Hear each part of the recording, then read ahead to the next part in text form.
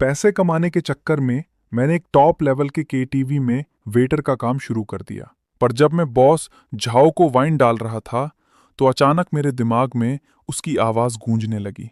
30,000 की वाइन का टेस्ट थोड़ा फीका है। अच्छा हुआ मैंने उस पेट फ्यूनरल वाले प्रोजेक्ट में पैसा लगाया है। अगले महीने ही उसकी अनाउंसमेंट होने वाली है। शेयर की कीमत कम से कम 3 गुना तो बढ़ेगी ही। अभी तक किसी को इसके बारे में नहीं पता। सारा प्रॉफिट मैं अकेला खाऊंगा। अगली बार तो साला सीधे 3 लाख वाली बोतल खोलूंगा। मैंने झटके से ऊपर देखा और डर के मारे पूरे प्राइवेट रूम में नजर घुमाई। रूम में कोई कुछ बोल ही नहीं रहा था। बॉस झाओ अपने बगल में बैठी एक खूबसूरत लड़की को बाहों में लिए मजे से मुस्कुरा रहा था और बाकी सब भी अपने अपने गेम में बिजी थे। क्या मैं ज्यादा थक गया हूं इसलिए मुझे कुछ गलत सुनाई दिया? मैंने एक गहरी सांस ली, खुद को शांत दिखाने का नाटक किया और वाइन डालता रगड़ी। पर तभी वो आवाज बॉस झाओ के पास से फिर से आई। इस खूबसूरत लड़की का फिगर क्या मस्त है। मेरा दिमाग सुन पड़ गया और मैं वहीं का वहीं जम गया, क्योंकि बॉस झाओ के होठ तो बिल्कुल नहीं हिले थे। मैंने बिना कोई एक्सप्रेशन दिए चुपचाप वाइन की बोतल नीचे रखी और तौलिया लेने के बहाने पीछे मुड़ गया। मेरी धड़कन इतनी तेज हो गई थी कि लगा अब सीना फाड़ कर बाहर आ जाएगी। ट्रेनिंग के टाइम पर ही पुराने वेटर्स ने मुझे बताया था कि बॉस झाओ यहाँ का रेगुलर कस्टमर है। वो पैसा पानी की तरह बहाता है और उसके हाथ में कम से कम 100 करोड़ का लिक्विड फंड कैश रहता है। अगर ये सच है तो उसके दिमाग की ये बातें 100% सच हो सकती हैं। मैंने अपने होठों को कसकर चबा लिया। मेरे बैंक अकाउंट में सिर्फ 8,300 रुपए बचे थे, जो मेरी कॉलेज की फीस और रूम का किराया था।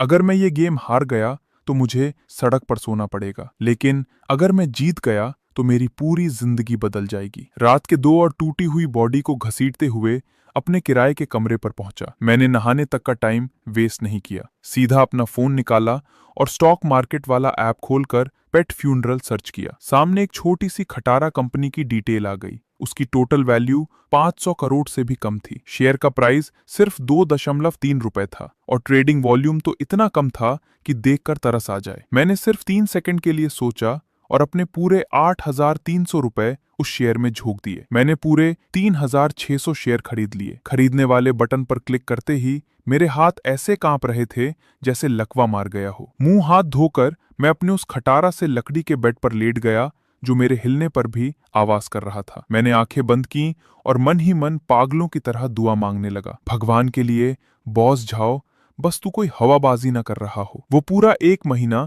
मेरे लिए किसी टॉर्चर से कम नहीं था। मैं रोज पागलों की तरह उस शेयर का ग्राफ घूरता रहता था। पहले दिन शेयर 2% गिर गया, दूसरे दिन कोई मूवमेंट नहीं हुई और तीसरे दिन वो फिर 5% गिर गया। मेरे 8,300 रुपए देखते ही देखते 7,900 रुपए रह गए, लेकिन मैंने अपने दांत पीस कर उसे होल्ड रखा, बेचा नहीं। आखिरकार 7वें दिन शेयर ने रफ्तार पकड़नी शुरू की। ट्रेडिंग वॉल्यूम अचानक से बहुत बड़ा हो गया और शेयर का प्राइस 2.1 से सीधा 2.3 रुपए पर पहुंच गया। 10वें दिन प्राइस 2.8 रुपए हुआ और 15वें दिन सीधा 3.6 रुपए। मेरे अकाउंट का बैलेंस अब 14,700 रुपए हो चुका था। मैं स्क्रीन को घूर रहा था, मेरी उंगलियां ठंडी पड़ चुकी थीं। पैसा लगभग डबल हो चुका था, लेकिन मैंने खुद को कंट्रोल किया और शेयर नहीं बेचे, क्योंकि बॉस झाओ के मन की आवाज ने कहा था कि प्राइस 3 गुना होगा। अभी तो पिक्चर बाकी थी। 21वें दिन की रात मैं हमेशा की तरह रूम नंबर 8 में वाइन डाल रहा था।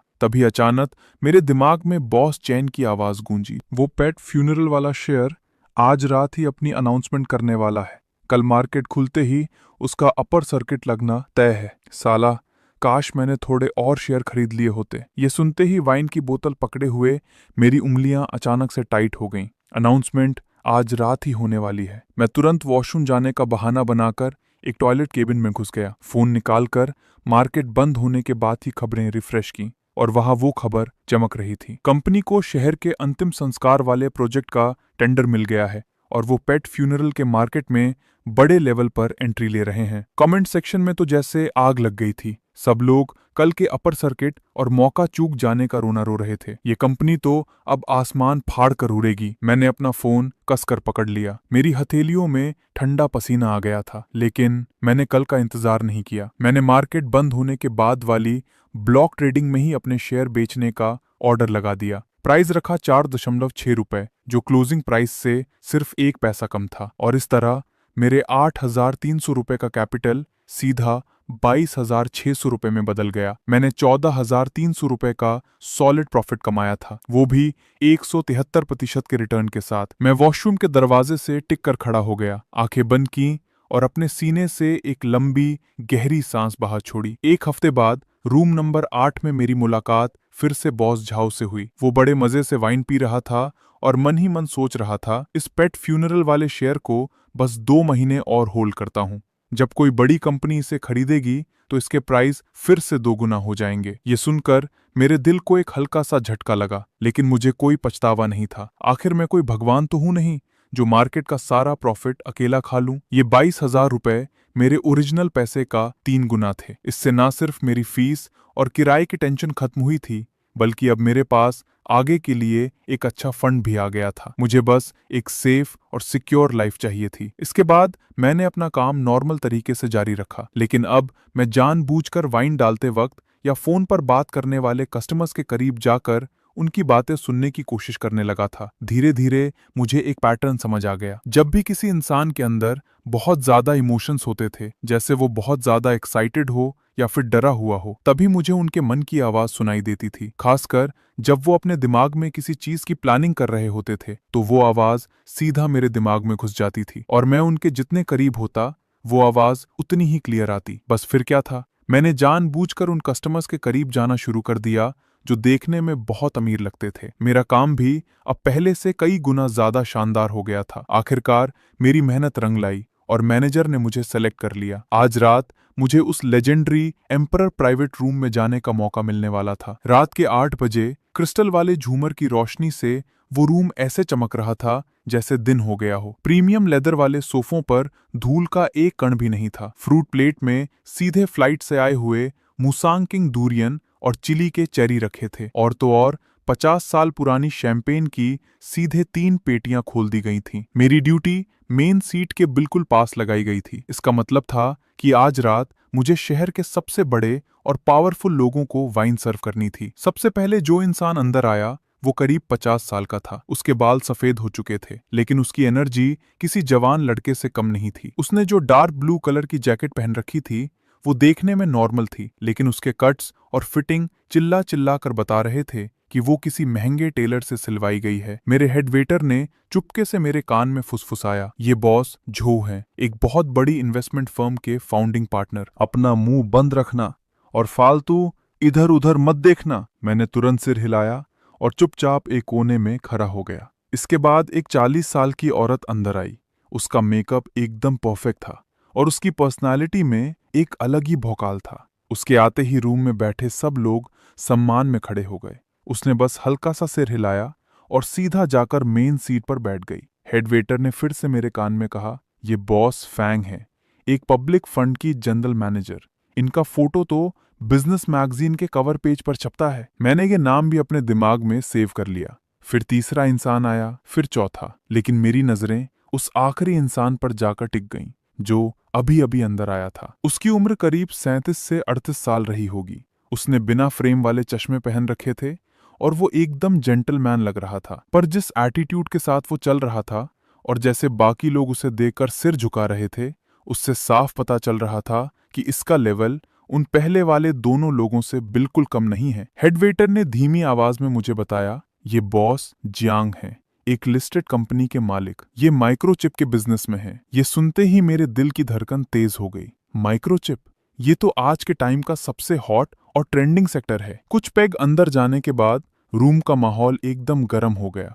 मैं वाइन की बोतल लिए सही मौके का इंतजार कर रहा था और जैसे ही मौका मिला मैं बॉस जियांग के करीब पहुंच गया। तभी मैंने सुना वो अपने बगल वाले इंसान से कह रहे थे, हमारा वो माइक्रोचिप वाला प्रोजेक्ट सक्सेसफुल हो गया है, अगले महीने हम इसे ऑफिशियली अनाउंस कर देंगे। ये सुनते ही मेरे कान खड़े हो गए। तभी बॉस जियांग के मन की असली आवाज मेरे दिमाग में किसी बम की तरह फटी। माइक्रोचिप का सक्सेस और मेरा घंटा, वो सारी टेस्टिंग रिपोर्ट फेक है, सब झूठ है। बस मार्केट में हवा बनाकर कुछ बड़ी फंडिंग उठानी है। वैसे भी इन रिटेल इन्वेस्टर्स को कौन सी टेक्नोलॉजी समझ आती है। जैसे ही शेयर का प्राइस ऊपर जाएगा मैं अपने शेयर बेचकर निकल लूंगा। वाइन की बोतल पकड़े हुए मेरी उंगलियां झटके से टाइट हो गईं, लेकिन मैंने अपने चेहरे पर एक भी सीकन नहीं आने दी। चुपचाप वाइन डाली और वापस अपनी जगह पर जाकर खड़ा हो गया। ये साले बड़े बड़े लोग, इनके मुंह से निकला एक भी शब्द सच नहीं होता। इसके बाद मैं धीरे से बॉस फैंग के करीब खिसका। वो उस समय बॉस झो से एक नए एनर्जी प्रोजेक्ट के बारे में बात कर रही थी। मुझे लगता है इस सेक्टर का फ्यूचर बहुत ब्राइट है। थर्ड क्वार्टर में इसके रिजल्ट्स हमारी उम्मीदों से कहीं ज्यादा अच्छे आएंगे। मैंने तुरंत अपने कान तेज कर लिए। अगले ही सेकंड बॉस फैंग के मन की आवाज गूंजी, ये साला बॉस झो एक नंबर का लोमड़ी है।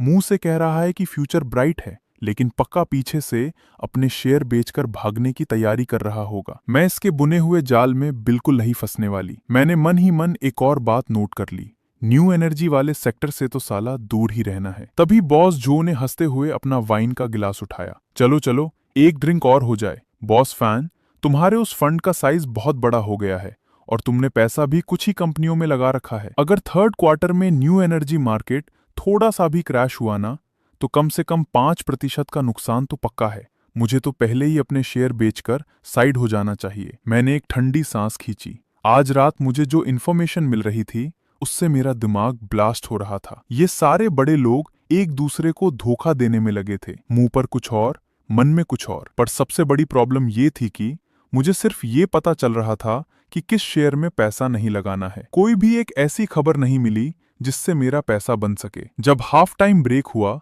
तो बॉस जियांग फोन पर बात करने के लिए कॉरिडोर में गए। उसी वक्त मैं भी खाली गिलासों की ट्रे लेकर बाहर निकल रहा था। जब मैं उनके पास से गुजरा तो मैंने उन्हें दबी हुई आवाज में कहते सुना, तुम कंफर्म हो ना कि रीस्ट्रक्चरिंग वाला प्लान ऊपर सबमिट हो गया है? मैं उनसे 1 मीटर से भी कम दूरी पर था और तभी उनकी असली आवाज मेरे दिमाग में किसी सायरन की तरह बजी। बैकडोर लिस्टिंग का काम लगभग पक्का हो गया है।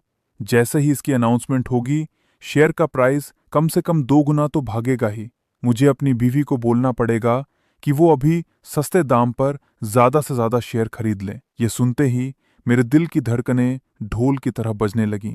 बैकडोर लिस्टिंग, शेयर मार्केट में रातों रात अंधा पैसा छापने का ये सबसे तगड़ा मौका होता है। एक बार जब शेयर की ट्रेडिंग दोबारा शुरू होती है तो लगातार कई दिनों तक अपर सर्किट लगते हैं और पैसा 3 से 5 गुना तक बढ़ जाता है। मैं बिना कोई रिएक्शन दिए चुपचाप वापस रूम में आ गया और बॉस जियांग के आसपास ही मंडराने लगा। मैंने अपने कान एकदम अलर्ट कर लिए ताकि एक भी काम का शब्द मिस ना हो। तभी मुझे सुनाई दिया, अगले महीने के बीच में ट्रेडिंग सस्पेंड हो जाएगी। और फिर एक और लाइन गूंजी, हाँ, कंपनी से डील पक्की हो गई है। हम जिस शेल कंपनी का यूज कर रहे हैं उसका नाम है ST हुआचैंग। मैंने अपने दिमाग में ये नाम पत्थर की लकीर की तरह फिक्स कर लिया, ST हुआचैंग। उस रात शिफ्ट खत्म होते ही मैं पागलों की तरह भागता हुआ अपने रूम पर पहुंचा, कंप्यूटर खोला और तुरंत ST हुआचैंग सर्च किया। शेयर का प्राइस था 3.8 रुपए। कंपनी की टोटल वैल्यू 2000 करोड़ से भी कम थी। पिछले 2 साल से लगातार घाटे में चल रही थी और इसे डी लिस्ट, मार्केट से बाहर निकालने की वार्निंग भी मिल चुकी थी। आम पब्लिक तो इस शेयर को देखकर ही दूर भाग जाती थी और बड़ी कंपनियों ने इसमें एक भी रुपया नहीं लगा रखा था। लेकिन यही वो कचरा शेयर था जिसे बॉस जियांग की कंपनी टेक ओवर करने वाली थी। ये रातों रात एक भिखारी से राजा बनने वाला था। मैंने सारी इन्फॉर्मेशन को 3-3 बार क्रॉस चेक किया। बॉस जियांग की मन की आवाज में कोई भी कंफ्यूजन नहीं था। वो 100% कॉन्फिडेंट थे। मैंने अपने दांत पीसे और एक बहुत बड़ा रिस्क लेने का फैसला किया। इस बार मैं सिर्फ अपने 22,600 रुपए ही नहीं लगाऊंगा, बल्कि मैं लिवरेज लेकर खेलूंगा। मुझे तुरंत एक ऐसी ऐप मिल गई जो 5 गुना तक मार्जिन दे रही थी, वो भी डेली के ब्याज पर। मैंने सीधा 2 लाख रुपए उधार ले लिए और अपने 22,600 मिलाकर मेरे पास टोटल 2,22,600 रुपए का फंड हो गया। मैंने ये पूरा का पूरा पैसा ST हुआचैंग में ठोक दिया। मेरी एवरेज बाइंग प्राइस थी 3 रुपए 75 पैसे। बाय बटन दबाते वक्त मेरे हाथ बिल्कुल भी नहीं कांपे, एकदम पत्थर की तरह सेट थे, क्योंकि इस बार की इंफॉर्मेशन पिछली बार से 1000 गुना ज्यादा सॉलिड थी। बैकडोर लिस्टिंग, ये तो शेयर मार्केट की इनसाइडर ट्रेडिंग का वो ब्रह्मास्त्र है जो कभी फेल नहीं हो सकता। इसमें कुछ भी गलत होने का चांस ही नहीं था। लेकिन हकीकत ने मेरे मुंह पर ऐसा जोरदार तमाचा मारा कि मेरे होश उड़ गए। अगले ही दिन ST हुआचैंग का शेयर 2% गिर गया। मैंने ज्यादा टेंशन नहीं ली। मैंने खुद को समझाया, इनसाइडर गेम है भाई। वो लोग पहले कमजोर लोगों को बाहर निकालने के लिए शेयर गिराते ही हैं, ये तो नॉर्मल बात है। तीसरे दिन वो साला 3% और गिर गया। मेरे माथे पर पसीना आ गया, लेकिन मैंने अपने हाथ पीछे बांध लिए और चुपचाप बैठा रहा। चौथे दिन तो जैसे बम ही फट गया। मार्केट में अचानक से एक बहुत बड़ी नेगेटिव खबर आ गई। किसी फाइनेंस वाले ने एसटी हुआ चाइंग के अकाउंट्स और उधार पर एक भयंकर आर्टिकल छाप दिया, और उस दिन शेयर का प्राइस सीधा लोअर सर्किट पर जाकर लॉक हो गया। मैं स्क्रीन पर उस लाल रंग के -5% को घूर रहा था और मेरी हथेलियों से पसीना टपक रहा था। लेकिन मैं अभी भी खुद को दिलासा दे रहा था, नहीं, वो बैकडोर लिस्टिंग की खबर एकदम सच है। बॉस जियांग के मन की आवाज कभी झूठ नहीं बोल सकती। पांचवें दिन शेयर का गिरना जारी रहा। सिर्फ एक हफ्ते के अंदर एसटी हुआ चैंग का प्राइस 3.75 रुपए से गिरकर 3.2 रुपए पर आ गया। 14% से ज्यादा का सीधा नुकसान। मेरे वो 2,22,000 रुपए अब सिर्फ 1,90,000 बचे थे। मुझे लगभग 32,000 रुपए का सीधा घाटा हो रहा था। लेकिन इससे भी ज्यादा खतरनाक बात यह थी कि जिस ऐप से मैंने उधार लिया था, वहां से मुझे लगातार कॉल आने लगे। वो लोग मुझसे और पैसे जमा करने की डिमांड कर रहे थे। मिस्टर लिन, आपका अकाउंट डेंजर जोन में आ गया है। आपको कल दोपहर 3 बजे तक हर हाल में 30,000 रुपए का मार्जिन और जमा करना होगा। अगर आपने ऐसा नहीं किया तो हम आपके सारे शेयर जबरदस्ती बेच देंगे। फोन करते ही मेरे दिमाग में जैसे किसी ने हथौड़ा मार दिया हो। सब कुछ सुन्न हो गया। मैं साला 30,000 रुपए कहाँ से लाऊंगा? मेरे पास जो 73,000 रुपए थे वो सारे मैं पहले ही लगा चुका था। मेरे रूम का किराया बाकी था, क्रेडिट कार्ड का बिल 2,000 रुपए पेंडिंग था। मैंने अपना बैंक अकाउंट, फोन पे, गूगल पे सब कुछ खंगाल डाला, लेकिन कुल मिलाकर 4,000 रुपए भी नहीं निकले। उस रात मैं अपनी बची खुची हिम्मत जुटाकर काम पर गया, लेकिन वाइन डालते वक्त मेरे हाथ इस कदर कांप रहे थे कि मैं उन्हें रोक ही नहीं पा रहा था। हेड वेटर ने मुझे घूरते हुए कहा, क्या हुआ बे, नींद पूरी नहीं हुई क्या तेरी? मैंने अपने होठों को कसकर चबा लिया, लेकिन एक शब्द नहीं बोला। मैंने एक बार फिर बहुत बड़ा रिस्क लिया और जानबूझकर बॉस जियांग के पास गया। मैं पागलों की तरह उनके दिमाग से कोई अच्छी खबर सुनना चाहता था, जिससे मेरी फटी हुई जान में जान आए। लेकिन वो तो मजे से एक क्लब की लड़की को गले लगाए शराब पी रहे थे। उनका चेहरा खुशी से लाल हो रहा था। वो लड़की बड़े नखरे से कह रही थी, बॉस जियांग, एक गिलास और पी लीजिए ना। बॉस जियांग जोर से हंसे। आज तो तुम्हारा भाई बहुत खुश है। मैंने तुरंत अपने कान तेज कर लिए, और तभी बॉस जियांग के मन की आवाज मेरे दिमाग में किसी धमाके की तरह फटी। उस बैकडोर लिस्टिंग वाले काम में तो शेयर मार्केट वालों ने अड़ंगा डाल दिया है। कह रहे हैं कि डील के पैसों का कोई लफड़ा है।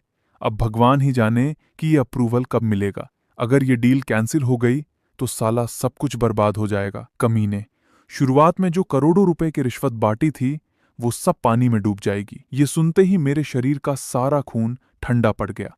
मेरे हाथ में पकड़ी हुई वाइन की ट्रे इतनी जोर से कांपी कि गिलास आपस में टकराने लगे और जोर की आवाज हुई। बॉस जियांग ने मेरी तरफ एक खतरनाक लुक दिया और बोले, क्या बात है लड़के, तेरे हाथ इतने क्यों कांप रहे हैं? मैंने तुरंत अपना सिर नीचे किया और अपनी कांपती हुई आवाज को कंट्रोल करने की पूरी कोशिश की। सॉरी बॉस जियांग, मैं अभी आपके लिए दूसरा गिलास लेकर आता हूं। मैं वहां से अपनी जान बचाकर भागा और कॉरिडोर की दीवार से टिककर जोर जोर से सांसें लेने लगा। बॉस जियांग ने मुझे धोखा नहीं दिया था। उसे तो खुद यही लग रहा था कि डील पक्की हो गई है। लेकिन ये सारा खेल शेयर मार्केट के रूल्स और रेगुलेटर्स का था, जो अप्रूवल नहीं दे रहे थे। ये मेरी पावर की सबसे बड़ी लिमिट थी। मैं इंसानों के मन की आवाज सुन सकता था, लेकिन मैं किस्मत या सरकार के फैसले नहीं पढ़ सकता था। बॉस जियांग चाहे कितने भी पावरफुल क्यों ना हो, वो गवर्नमेंट के रेगुलेटर्स को अपने इशारों पर नहीं नचा सकते थे। मैं भागकर स्टाफ रूम में गया और एक अंधेरे कोने में बैठकर अपना सिर घुटनों में छिपा लिया। मेरे अकाउंट में जो 2,73,000 रुपए थे, अब वो गिरकर सिर्फ 2,34,000 रुपए रह गए थे। अगर मैंने कल तक 30,000 रुपए का मार्जिन नहीं भरा तो वो उधार देने वाली ऐप मेरे सारे शेयर जबरदस्ती बेच देगी, और मेरा अपना जो 73,000 का ओरिजिनल कैपिटल था वो हमेशा हमेशा के लिए राख हो जाएगा। टेंशन के मारे मैंने अपने होठ चबा चबा कर खून निकाल लिया था। तभी अचानक मेरे फोन की रिंगटोन बजी। मेरे दोस्त जियोंग चाओ का कॉल था। अरे लिन भाई, तूने उस दिन जो शेयर बताया था उसका क्या सीन है? कोई नई अपडेट है क्या?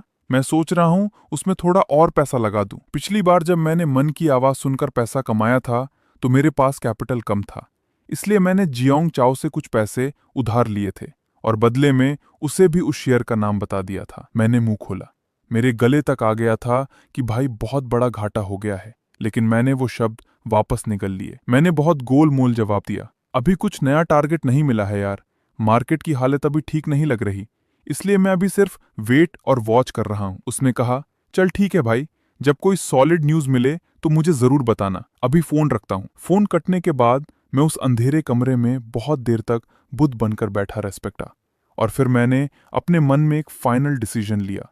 मैं सिर्फ 3 दिन और वेट करूंगा। अगर 3 दिन के अंदर एसटी हुआचैंग का शेयर ऊपर नहीं गया तो मैं अपने सारे शेयर घाटे में बेच दूंगा और जो बचा है उसे लेकर निकल जाऊंगा। ये मेरा खुद को दिया हुआ आखिरी अल्टीमेटम था। अगले 3 दिन मेरी जिंदगी के सबसे भयानक और टॉर्चर वाले दिन थे। दिन के समय मैं अपने किराए के कमरे में बैठकर शेयर का चार्ट घूरता रहता था। एसटी हुआचैंग का प्राइस 3.1 रुपए के आसपास रेंग रहा था। उसका ट्रेडिंग वॉल्यूम इतना गिर चुका था कि लगता था जैसे शेयर मर गया हो। वहां बैठा हर एक सेकंड मुझे ऐसा लग रहा था जैसे मैं किसी खौलते हुए तेल की कढ़ाई में पक रहा हूं, और रात को मुझे उसी के टीवी में जाकर काम करना पड़ता था। अपने चेहरे पर झूठी मुस्कान चिपकाकर उन अमीर लोगों को वाइन पिलानी पड़ती थी। मैं वाइन डालने के बहाने फिर से बॉस जियोंग के पास गया, इस उम्मीद में कि शायद कोई अच्छी खबर सुनने को मिल जाए, लेकिन उन दिनों उनका मूड बहुत खराब रहता था। वाइन पीते वक्त भी उनका ध्यान कहीं और ही होता था। उनके मन से टूटी फूटी आवाजें आ रही थी, मार्केट रेगुलेटर्स साले एक नंबर के कमीने हैं, अब कह रहे हैं कि और डॉक्यूमेंट जमा करो, अगर ये प्रोजेक्ट फेल हो गया ना तो शेयर सीधा 2 रुपए पर आ गिरेगा, और जिन शेयरों को गिरवी रखकर मैंने लोन उठाया है वो भी सारे लिक्विडेट हो जाएंगे। ये सब सुनकर मेरे अंदर बची खुची उम्मीद भी पूरी तरह से दम तोड़ चुकी थी। तीसरे दिन एसटी हुआचैंग का शेयर 3.12 रुपए पर खुला। पूरा दिन कोई खास मूवमेंट नहीं हुई और मार्केट बंद होते समय प्राइस 3.13 रुपए पर आकर रुक गया। पूरे दिन में शेयर सिर्फ 1 पैसा ऊपर गया था। मैं उस स्क्रीन को घूर रहा था और मेरी आंखें आंसुओं से लाल हो चुकी थीं। उसी दिन स्टाफ रूम में ब्रेक के टाइम मैंने अपनी ट्रेडिंग ऐप खोली। मैंने अपने आंसुओं को पीते हुए स्टॉप लॉस लगाने की तैयारी कर ली, लेकिन जैसे ही मैं बेचने का प्राइस टाइप करने वाला था, दरवाजे से किसी की तेज आवाज आई, ओए कोई है क्या? रूम नंबर 8 में 2 बोतल रेड वाइन चाहिए, जल्दी लेकर आओ। ये मेरी कलीग जियो मे की आवाज थी। मैंने हाँ में जवाब दिया और फोन की स्क्रीन बंद करने ही वाला था, पर तभी मेरी नजर गलती से एसटी हुआचैंग के 1 मिनट वाले चार्ट पर पड़ गई। मार्केट बंद होने से ठीक 3 मिनट पहले 5 लाख शेयरों का एक बहुत बड़ा बाइंग ऑर्डर स्क्रीन पर फ्लैश हुआ। उस अकेले ऑर्डर ने सारे बेचने वालों के शेयरों को एक झटके में साफ कर दिया और शेयर का प्राइस 3 रुपए 13 पैसे से किसी रॉकेट की तरह उड़कर सीधा 3 रुपए 25 पैसे पर पहुंच गया। मेरा दिमाग काम करना बंद कर गया। मैंने तुरंत ट्रेडिंग हिस्ट्री चेक की। सिर्फ वो एक ऑर्डर नहीं था, मार्केट बंद होने के आखिरी 10 मिनट के अंदर पूरे 20 लाख से ज्यादा शेयरों की जबरदस्त बाइंग हुई थी। इतनी भारी खरीदारी ने शेयर के प्राइस को जबरदस्ती लगभग 4% ऊपर खींच लिया था। इतना बड़ा पैसा कोई आम रिटेल इन्वेस्टर लगा ही नहीं सकता था। मेरी धड़कनें किसी बुलेट ट्रेन की तरह भागने लगीं। मेरी उंगलियां स्क्रीन पर पागलों की तरह कोई भी न्यूज ढूंढने लगीं, लेकिन कुछ नहीं मिला। फिर मैं स्टॉक मार्केट के फोरम और ग्रुप्स में घुसा और वहां 10 मिनट पहले डाली गई एक पोस्ट ने मेरी आंखें फाड़ दी। एसटी हुआचैंग ने मार्केट बंद होने के बाद एक अनाउंसमेंट की है। किसी बहुत बड़े एसेट रीस्ट्रक्चरिंग की वजह से कंपनी की ट्रेडिंग सस्पेंड की जा रही है। मैंने पागलों की तरह ऑफिशियल वेबसाइट पर जाकर चेक किया और हाँ, एसटी हुआचैंग ने सच में एक नोटिस जारी किया था कि कंपनी एक बहुत बड़े मर्जर की तैयारी कर रही है, इसलिए कल से शेयर की ट्रेडिंग बंद रहेगी। मैंने गलत नहीं पढ़ा था, ट्रेडिंग सच में सस्पेंड हो गई थी। इसका मतलब क्या था? इसका मतलब था कि वो बैकडोर लिस्टिंग वाली डील पास हो गई है। भले ही स्टॉक एक्सचेंज वालों ने बहुत अटकाया, लेकिन फाइनली शुरुआती अप्रूवल मिल गया था। अब बस ऑडिट और पेपर वर्क बाकी था, और उसके बाद जब भी ट्रेडिंग दोबारा शुरू होगी तो सिर्फ और सिर्फ अपर सर्किट लगेंगे। मैंने अपने फोन को इतनी जोर से पकड़ रखा था कि मेरी उंगलियां सफेद पड़ गई थीं। मैंने अपना लोन वाला अकाउंट चेक किया। मेरा अकाउंट जबरदस्ती बिकने की लाइन से सिर्फ एक सूद भर दूर था। अगर आज शेयर का प्राइस 1 पैसा भी और गिर जाता तो मेरा पूरा अकाउंट जीरो हो जाता। अगर आखिरी 1 मिनट में वो चमत्कार नहीं होता तो मैं मार्केट बंद होने से पहले ही अपने सारे शेयर घाटे में बेच चुका होता और इस जिंदगी बदल देने वाले मौके को हमेशा के लिए खो देता। मैंने अपना फोन नीचे रखा और दीवार के सहारे धीरे धीरे फिसल कर जमीन पर बैठ गया। मेरी आंखों से आंसुओं का सैलाब फूट पड़ा। ये आंसू ना तो दुख के थे और ना ही डर के। ये उस इंसान के आंसू थे जो मौत के मुंह से जिंदा वापस लौट कर आया था। मैं अंदर से पूरी तरह खाली हो चुका था। 1 महीने बाद एसटी हुआ चाइंग की ट्रेडिंग दोबारा शुरू हुई और उसने लगातार 7 बार अपर सर्किट मारा। शेयर का प्राइस 3 रुपए 13 पैसे से उड़कर सीधा 6 रुपए 1 पैसे पर पहुंच गया। 5वें अपर सर्किट पर मैंने अपने सारे शेयर बेचना शुरू कर दिया था। मेरे 2,73,000 रुपए अब 5,90,000 रुपए बन चुके थे। उसमें से मार्जिन का लोन और ब्याज चुकाने के बाद मैंने 2,80,000 रुपए का सॉलिड नेट प्रॉफिट कमाया था। अपनी पुरानी सेविंग्स को मिलाकर मेरी टोटल नेटवर्थ जिंदगी में पहली बार 3 लाख के पार पहुंच चुकी थी। लेकिन मेरी ये खुशी ज्यादा दिन तक नहीं टिक पाई। उसी हफ्ते जब एसटी हुआ चाइंग की ट्रेडिंग दोबारा शुरू हुई थी, मुझे एक नई आवाज सुनाई दी। एक ऐसे इंसान के मन की आवाज जिस पर मैंने आज तक कभी ध्यान ही नहीं दिया था। एसटी हुआ चाइंग की ट्रेडिंग दोबारा शुरू होने वाले हफ्ते में मैं हर रात एकदम टाइम पर जियो क्लब पहुंच जाता था। मैं वहां पैसे कमाने के लिए नहीं जा रहा था। मेरे हाथ में जो 3 लाख का फंड था उसने मुझे गरीबी से बाहर निकाल दिया था। मुझे तो बस वेटर की इस पहचान की जरूरत थी। इस चमक धमक वाले इंफॉर्मेशन के बाजार में मैं छुपकर वार करने वाला एक शिकारी बनने को तैयार था। इसके लिए मैंने अपनी शिकार करने की स्ट्रैटेजी बदल दी। पहले मैं खुद आगे बढ़कर मौके ढूंढता था।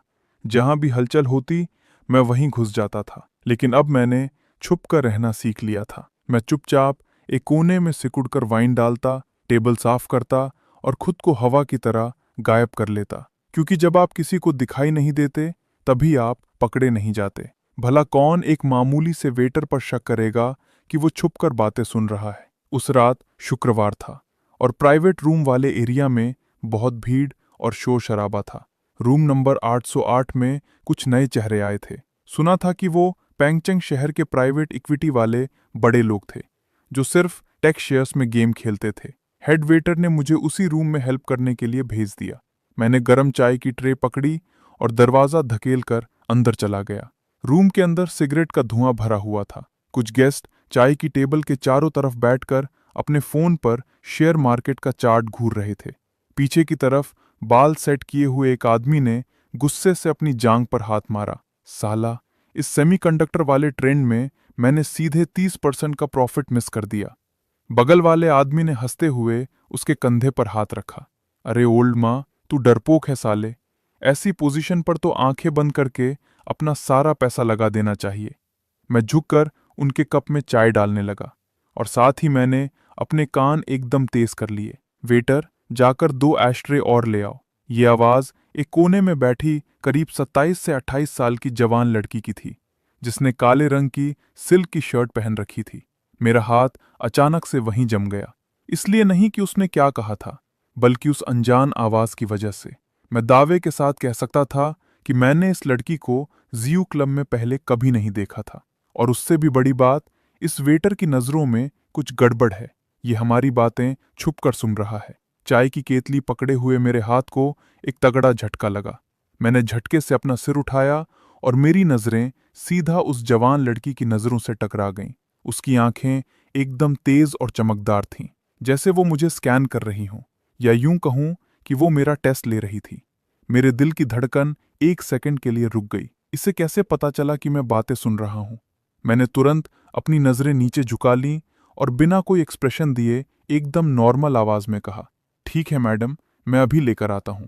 मैं वहां से अपनी जान बचाकर भागा और रूम से बाहर निकल गया। मेरी धड़कन किसी ढोल की तरह बज रही थी, लेकिन उस लड़की के मन की आवाज अभी भी मेरे दिमाग में गूंज रही थी। इसके टीवी में कुछ वेटर ऐसे होते हैं जो बड़े लोगों के लिए इंफॉर्मेशन चुराने का काम करते हैं।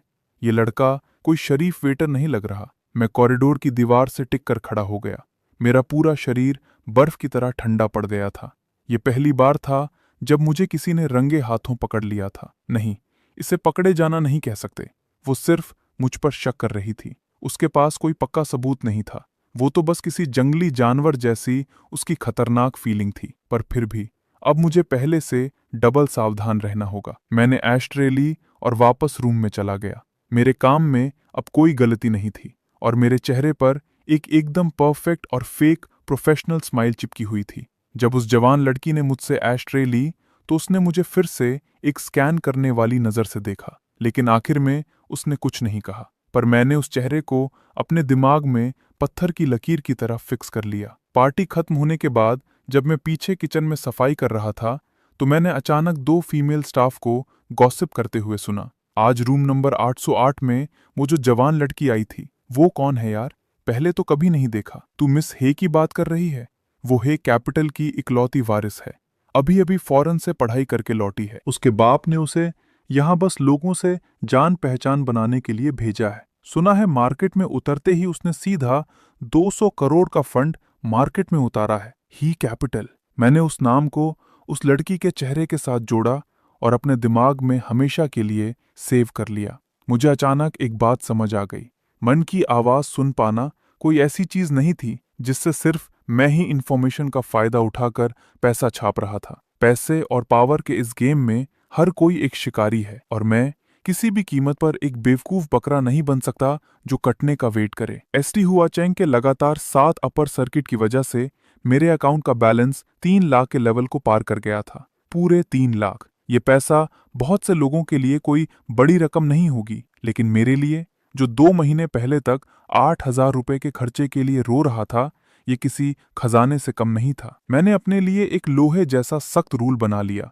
मैं हर प्रॉफिट का 20% हिस्सा बाहर निकालूंगा और उसे फिक्स डिपॉजिट वाले अकाउंट में डाल दूंगा। मैंने वो पैसा एक एकदम नए बैंक कार्ड में ट्रांसफर किया और उस कार्ड को अपने किराए के कमरे की छत की दरार में छिपा दिया। वो मेरा आखिरी ब्रह्मास्त्र था और मेरी जान भी। बाकी बचे 2,40,000 रुपए को मैंने अपना मेन कैपिटल बनाया और मार्केट में लगा दिया। इसके बाद मैंने एसटी हुआचेंग वाले अपने पूरे गेम का एनालिसिस किया। मैंने सोचा कि इस बार मुझे सबसे बड़ा सबक क्या मिला है। इन्फॉर्मेशन में कोई गलती नहीं थी, गलती मेरे रिस्क मैनेजमेंट में थी। मैंने 5 गुना मार्जिन लिया था। इसका मतलब था कि मैंने अपनी जिंदगी और मौत का कंट्रोल किसी और के हाथ में दे दिया था। अगर मार्केट बंद होने से पहले वो संजीवनी बूटी जैसी ग्रीन कैंडल नहीं बनती तो मेरा अकाउंट 0 हो चुका होता और मैं सड़क पर सो रहा होता। मैंने अपने उस दर्द को याद रखा और अपने लिए 3 नए एकदम कड़क रूल सेट किए। पहला रूल, लिवरेज कभी भी 2 गुना से ज्यादा नहीं लूंगा। दूसरा रूल, किसी भी एक शेयर में अपने टोटल फंड का 50% से ज्यादा पैसा नहीं लगाऊंगा। तीसरा रूल, अपने पास हमेशा कम से कम 3 महीने के खर्चे लायक इमरजेंसी फंड बचा कर रखूंगा। मैंने ये तीनों रूल एक स्टिकी नोट पर लिखे और उन्हें अपने बेड के पास चिपका दिया ताकि वो मुझे हर वक्त अलर्ट रखें। अब मुझे पागलों की तरह अपनी किस्मत बदलने वाले अगले मौके की तलाश थी। लेकिन एसटी हुआचेंग वाले गेम के बाद मैं जियो क्लब में पूरे 2 हफ्ते तक घात लगाए बैठा रहा, पर मुझे रत्ती भर भी काम की इन्फॉर्मेशन नहीं मिली। ऐसा नहीं था कि लोग बात नहीं कर रहे थे। प्रॉब्लम ये थी कि मैं जो भी सुन रहा था वो एकदम फालतू और बिना काम की बकवास थी। कभी कभार कुछ काम की बात सुनाई भी देती थी, जैसे कोई बॉस अपने शेयर बेचने की सोच रहा है, लेकिन जब मैं उसका प्राइस चेक करता तो वो पहले ही कुत्ते की तरह गिर चुका होता था। मुझे तो वहां से 1 रुपया भी कमाने का मौका नहीं मिल रहा था। मेरे अंदर एक बेचैनी सी बढ़ने लगी। 3 लाख रुपए सुनने में बहुत लगते हैं, लेकिन असल में ये ज्यादा नहीं है। अगर मैंने इस पैसे को घुमाकर और बड़ा नहीं किया तो इस महंगे शहर में मैं एक टॉयलेट भी नहीं खरीद पाऊंगा। और सबसे डराने वाली बात यह थी कि मेरा ये जादुई पावर ऐसा लग रहा था जैसे मैं इसे जब चाहूं तब इस्तेमाल नहीं कर सकता। मैंने अपनी पावर के ट्रिगर होने वाले पैटर्न को अच्छे से समझा और मुझे एक रूल समझ में आया। मैं सिर्फ उन्हीं इंफॉर्मेशन को पकड़ सकता था जिनके बारे में कोई इंसान बहुत गहराई से सोच रहा हो। आसान भाषा में कहूं तो जब सामने वाला अपने दिमाग में किसी एक ही बात को बार बार रिपीट कर रहा हो और उसके अंदर बहुत तगड़े इमोशंस चल रहे हों, तभी मुझे उसका सिग्नल मिलता था। अगर सामने वाला बस ऐसे ही मजे में कुछ सोच रहा है या उसका दिमाग एकदम शांत है तो मुझे घंटा कुछ सुनाई नहीं देता था। मेरी ये पावर एक पुराने जमाने के रेडियो जैसी थी। मैं सिर्फ उसी चैनल को कैच कर सकता था जिसका सिग्नल सबसे ज्यादा स्ट्रांग हो। लेकिन ऐसे स्ट्रांग सिग्नल रोज रोज तो मिलते नहीं है। मेरे दिल के किसी कोने में एक डर पैदा होने लगा था। मान लो अगर किसी दिन मेरी ये पावर अचानक से गायब हो गई तो साला मैं क्या करूंगा। मुझे इस बात का एहसास हो गया था कि जब तक मेरे पास ये जादुई पावर है, मुझे जल्द से जल्द अपने लिए एक बहुत बड़ा और मजबूत सेफ्टी नेट बना लेना चाहिए। जब मैं इसी टेंशन में था कि आगे क्या करूं, तभी एक मौका मेरे सामने ऐसे आया जिसके बारे में मैंने सपने में भी नहीं सोचा था। उस रात मुझे अचानक से ड्यूटी के लिए तीसरे फ्लोर पर भेज दिया गया, जहां मैं नॉर्मली कभी नहीं जाता था। तीसरा फ्लोर ज़ू क्लब का सबसे टॉप और वीआईपी फ्लोर था। वहां सिर्फ 4 प्राइवेट रूम थे, जिनमें खुद का वॉशरूम था, और वहां का डेकोरेशन नीचे वाले फ्लोर से 100 गुना ज्यादा लग्जरी था। वहां जो लोग पैसा उड़ाने आते थे, वो सही मायनों में दुनिया के सबसे पावरफुल और अमीर लोग थे। मैंने अपनी ट्रे पकड़ी और रूम नंबर 308 के अंदर एंट्री ली। मैंने देखा कि अंदर सिर्फ 3 लोग बैठे थे, लेकिन साला उन तीनों ने 1 लाख से भी ज्यादा कीमत वाली माओ ताई शराब की बोतल खोल रखी थी। मैंने एक ही नजर में बॉस झो को पहचान लिया। ये वही फैमिली ऑफिस का पार्टनर था जो पिछली बार वीआईपी रूम में आया था। बाकी दोनों को मैं नहीं जानता था, लेकिन बॉस झो जिस इज्जत से उनसे बात कर रहा था, उससे साफ था कि उनका लेवल और औकात बॉस झो से भी कहीं ज्यादा है। मैंने अपनी सांसें रोक लीं और चुपचाप एक किनारे खड़ा हो गया। बॉस झो अपने बगल वाले इंसान से बात कर रहा था। हालांकि वो आवाज दबाकर बोल रहा था, लेकिन उसके अंदर का गुस्सा साफ छलक रहा था। मैंने तुम्हें पहले ही कहा था कि उस प्रोजेक्ट में पैसा नहीं लगाना है, पर तुमने मेरी एक नहीं सुनी। अब देख लो नतीजा, पूरे 20 करोड़ रुपए पानी में डूब गए। वो जिसे डांट रहा था, वो इंसान अपना सिर नीचे किए चुपचाप बैठा था, लेकिन बॉस झो के मन के अंदर तो जैसे ज्वालामुखी फट रहा था। कमीने, मुझे तो शुरू से ही ये प्रोजेक्ट फर्जी लग रहा था। इस ओल्ड ल्यू ने ही जबरदस्ती मुझे इस कीचड़ में घसीटा। अब उस कंपनी का फाउंडर पैसा लेकर भाग गया है।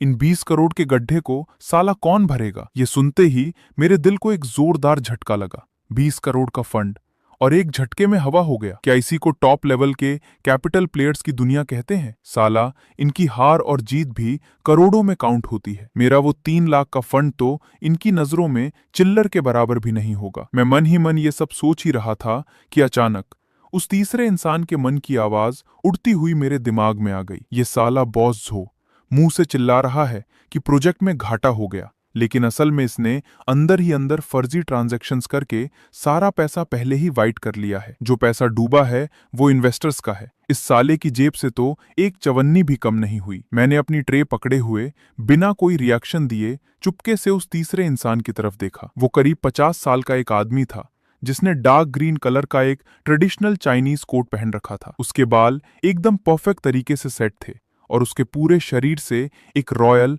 और खतरनाक भौकाल झलक रहा था। बॉस झो ने एक बहुत ही दुखी सा चेहरा बनाया और उसकी तरफ मुड़कर बोला, बॉस सॉन्ग, आप ही बताइए, अब इस मामले में हमें क्या करना चाहिए? वो इंसान जिसे बॉस सॉन्ग कहा गया था, उसने बस एक हल्की सी स्माइल दी। उसने बड़े आराम से अपना चाय का कप उठाया और एक घूंट लिया, लेकिन उसके दिमाग में तो कुछ और ही गेम चल रहा था। ये चूसने वाला जोंक बॉस झो, ये साला चाहता है कि मैं इसके फैले हुए रायते को साफ करूं। सपने देखता रहे कमीने। मेरे खुद के उस एमएनए वाले प्रोजेक्ट के लिए पैसों की कमी पड़ रही है। पर हाँ, अगर ये साला उस माइक्रोचिप वाली कंपनी के अपने शेयर मुझे दे दे, तो शायद मैं इस बारे में कुछ सोच सकता हूं।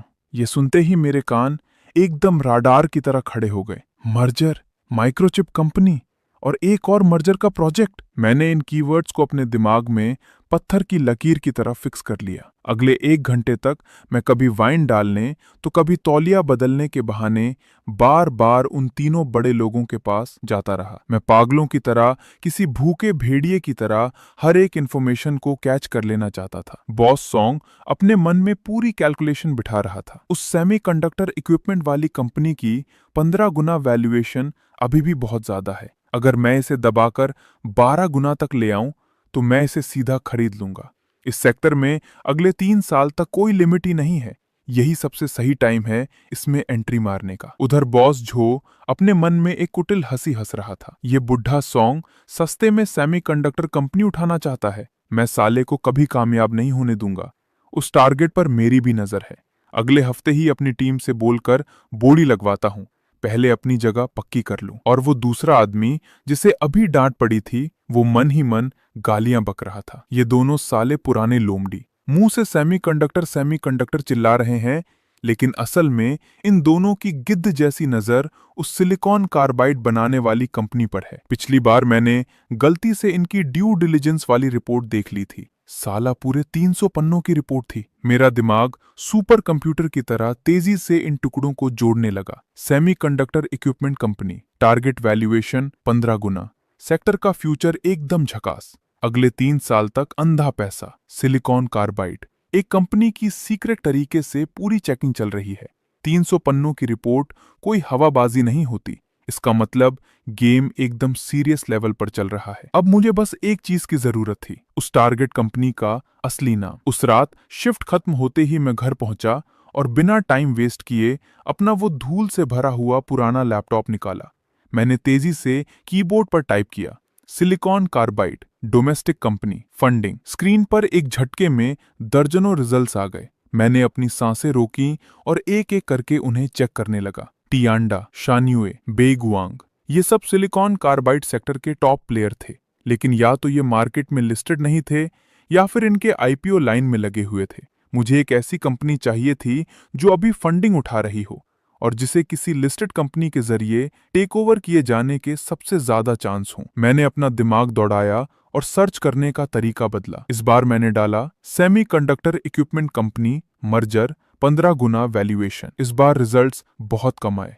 मैंने अपनी आंखें फाड़ फाड़ कर एक एक लिंक को खोला और रिजेक्ट किया। तभी एक न्यूज हेडलाइन ने मेरी आंखों को जकड़ लिया। शेंग हेमे सेमीकंडक्टर एक क्लीनिंग इक्विपमेंट कंपनी के शेयर खरीदने की तैयारी में। डील का प्राइस अभी सीक्रेट रखा गया है। शेंग हेमे सेमीकंडक्टर ये एक लिस्टेड कंपनी थी जिसका मेन काम सेमीकंडक्टर साफ करने वाली मशीनें बनाना था, लेकिन जिस कंपनी को ये खरीद रहे थे उसका नाम न्यूज में छुपा दिया गया था। मैंने तुरंत उस न्यूज पर क्लिक किया और उसे ध्यान से पढ़ा। न्यूज में सिर्फ एक छोटी सी लाइन लिखी थी, अंदर के लोगों से पता चला है कि शेंग हेमे सेमीकंडक्टर एक डोमेस्टिक क्लीनिंग इक्विपमेंट कंपनी से डील पक्की करने वाली है और इस डील का पीई रेशियो लगभग 15 गुना है। 15 गुना, ये नंबर सीधा बॉस सॉन्ग के दिमाग में चल रहे बॉटम प्राइस से मैच कर गया था। मैंने बिना 1 सेकंड की देरी किए शेंग हेमे सेमीकंडक्टर का शेयर प्राइस चेक किया। प्राइस था 45 रुपए और कंपनी की टोटल वैल्यू 20,000 करोड़ से भी कम थी। चार्ट बता रहा था कि पिछले 3 महीने से शेयर एकदम मरा हुआ था, कोई हलचल नहीं। जैसे ही इस मर्जर की खबर ऑफिशियली बाहर आएगी, ये शेयर रॉकेट की तरह उड़ेगा। लेकिन मुझे इस मौके को 100% लॉक करने के लिए एक और पक्के सबूत की जरूरत थी। अगले 3 दिनों तक मैं हर रात खुद से मैनेजर को बोलकर तीसरे फ्लोर पर ड्यूटी मांगता रहा। मुझे हर हाल में बॉस सॉन्ग के करीब जाने का एक और मौका चाहिए था और तीसरे दिन की रात वो मौका मुझे मिल ही गया। बॉस सॉन्ग रूम नंबर 308 में एकदम अकेले बैठे थे। उनके सामने ग्रीन टी का एक कप रखा था और वो अपना सिर झुकाकर फोन चला रहे थे। मैंने तुरंत गर्म पानी की केतली उठाई और उनके पास चला गया। मैंने बहुत ही सॉफ्ट आवाज में कहा, बॉस सॉन्ग, आपकी चाय ठंडी हो गई है, मैं आपके लिए एक गर्म पॉट ले आऊं? बॉस सॉन्ग ने अपना सिर उठाया और मेरी तरफ एक नजर देकर धीरे से हाँ में सिर हिला दिया। और जैसे ही हमारी नजरें मिली, उनके मन की आवाज सीधा मेरे दिमाग में आई, इस वेटर की नजर काफी तेज है, काम का बंदा है, पिछले वाले बेवकूफ की तरह नहीं है जिसने चाय डालते वक्त पूरी टेबल गंदी कर दी थी। मैंने बिना कोई रिएक्शन दिए चाय बदलने के लिए टर्न लिया। मैंने जानबूझकर अपनी स्पीड स्लो कर दी और जब मैं बॉस सॉन्ग के पास से गुजरा तो मैंने अपने कान हल्के से उनकी तरफ कर दिए। बॉस सॉन्ग के मन की आवाज फिर से मेरे दिमाग में गूंजी। शेंग हेमी वाला वो मर्जर एग्रीमेंट अगले हफ्ते साइन होने वाला है। जैसे ही अनाउंसमेंट होगी, शेयर का प्राइस कम से कम 30% तो भागेगा ही। मुझे अपनी टीम को बोलकर अनाउंसमेंट से पहले ज्यादा से ज्यादा शेयर उठवा लेने चाहिए। मेरे दिल की धड़कन 1 सेकंड के लिए रुक गई। यही है वो, एकदम कंफर्म। मैंने चाय बदली और रूम से बाहर आ गया। मैं कॉरिडोर की ठंडी दीवार से टिककर खड़ा हो गया और एक लंबी सांस छोड़ी। शेंग हेमी सेमीकंडक्टर, अगले हफ्ते अग्रीमेंट साइन होगा, कम से कम 30% का सॉलिड प्रॉफिट। मैंने कांपते हुए हाथों से अपना फोन निकाला और अपने अकाउंट का 2,40,000 का बैलेंस देखा। इस बार मैं एसटी हुआ चैंग वाली गलती बिल्कुल रिपीट नहीं करूंगा। मैंने डिसाइड किया कि मैं सिर्फ आधा फंड यूज करूंगा। मैंने 1,20,000 रुपये शेंघे में सेमीकंडक्टर में ठोक दिए, जिसकी एवरेज बाइंग प्राइस 44.8 रुपये थी। बाकी के 1,20,000 को मैंने टच भी नहीं किया और उसे बैकअप के लिए रख लिया। ऐसा नहीं था कि मुझे इस गोल्डन चांस पर भरोसा नहीं था, बल्कि मैंने फाइनली ये सीख लिया था कि सारे अंडे एक ही टोकरी में नहीं रखने चाहिए। अगले पूरे 5 दिनों तक शेंघे में सेमीकंडक्टर का शेयर किसी मरे हुए तालाब की तरह एकदम शांत पड़ा रहा। कोई मूवमेंट नहीं। मैं रोज सुबह आंख खुलते ही सबसे पहले मार्केट देखता और रात को सोने से पहले भी मेरी नजरें उसी पर होती थीं। मुझे तो डाउट होने लगा था कि कहीं उस दिन मैंने कुछ गलत तो नहीं सुन लिया। क्या बॉस सॉन्ग के दिमाग में अगले हफ्ते का मतलब ये हफ्ता था ही नहीं, या फिर मैंने गलत कंपनी तो नहीं चुन ली। मैंने झटके से अपना सिर हिलाया और इन सारे फालतू थॉट्स को दिमाग से बाहर निकाल फेंका। मैंने अपना पूरा होमवर्क कर लिया था, सारी डिटेल्स क्रॉस चेक कर ली थी। अब मेरे पास वेट करने के अलावा कोई ऑप्शन नहीं था। 5वें दिन की रात मैं रोज की तरह ज़्यू क्लब में ड्यूटी पर पहुंचा। रूम नंबर 308 की लाइटें फिर से ऑन थीं। बॉस सॉन्ग और बॉस झो दोनों वहां मौजूद थे। जब मैं अपनी ट्रे लेकर रूम में घुसा तो मेरे कानों में बॉस सॉन्ग की आवाज पड़ी। उन्होंने एकदम नॉर्मल टोन में बस कुछ शब्द कहे, अग्रीमेंट साइन हो गया है। सिर्फ ये कुछ शब्द उन्होंने इतनी शांति से कहे जैसे बता रहे हों कि आज मौसम कितना सुहाना है। लेकिन मेरी धड़कनें किसी रेस कार की तरह भागने लगीं। लगा जैसे दिल सीने से बाहर आ जाएगा। मैंने खुद को कंट्रोल किया और चुपचाप रूम से बाहर निकल आया। मैंने तुरंत फोन निकाला और ट्रेडिंग ऐप खोल ली। मार्केट बंद होने के बाद शेंघे में सेमीकंडक्टर ने कोई अनाउंसमेंट नहीं की थी।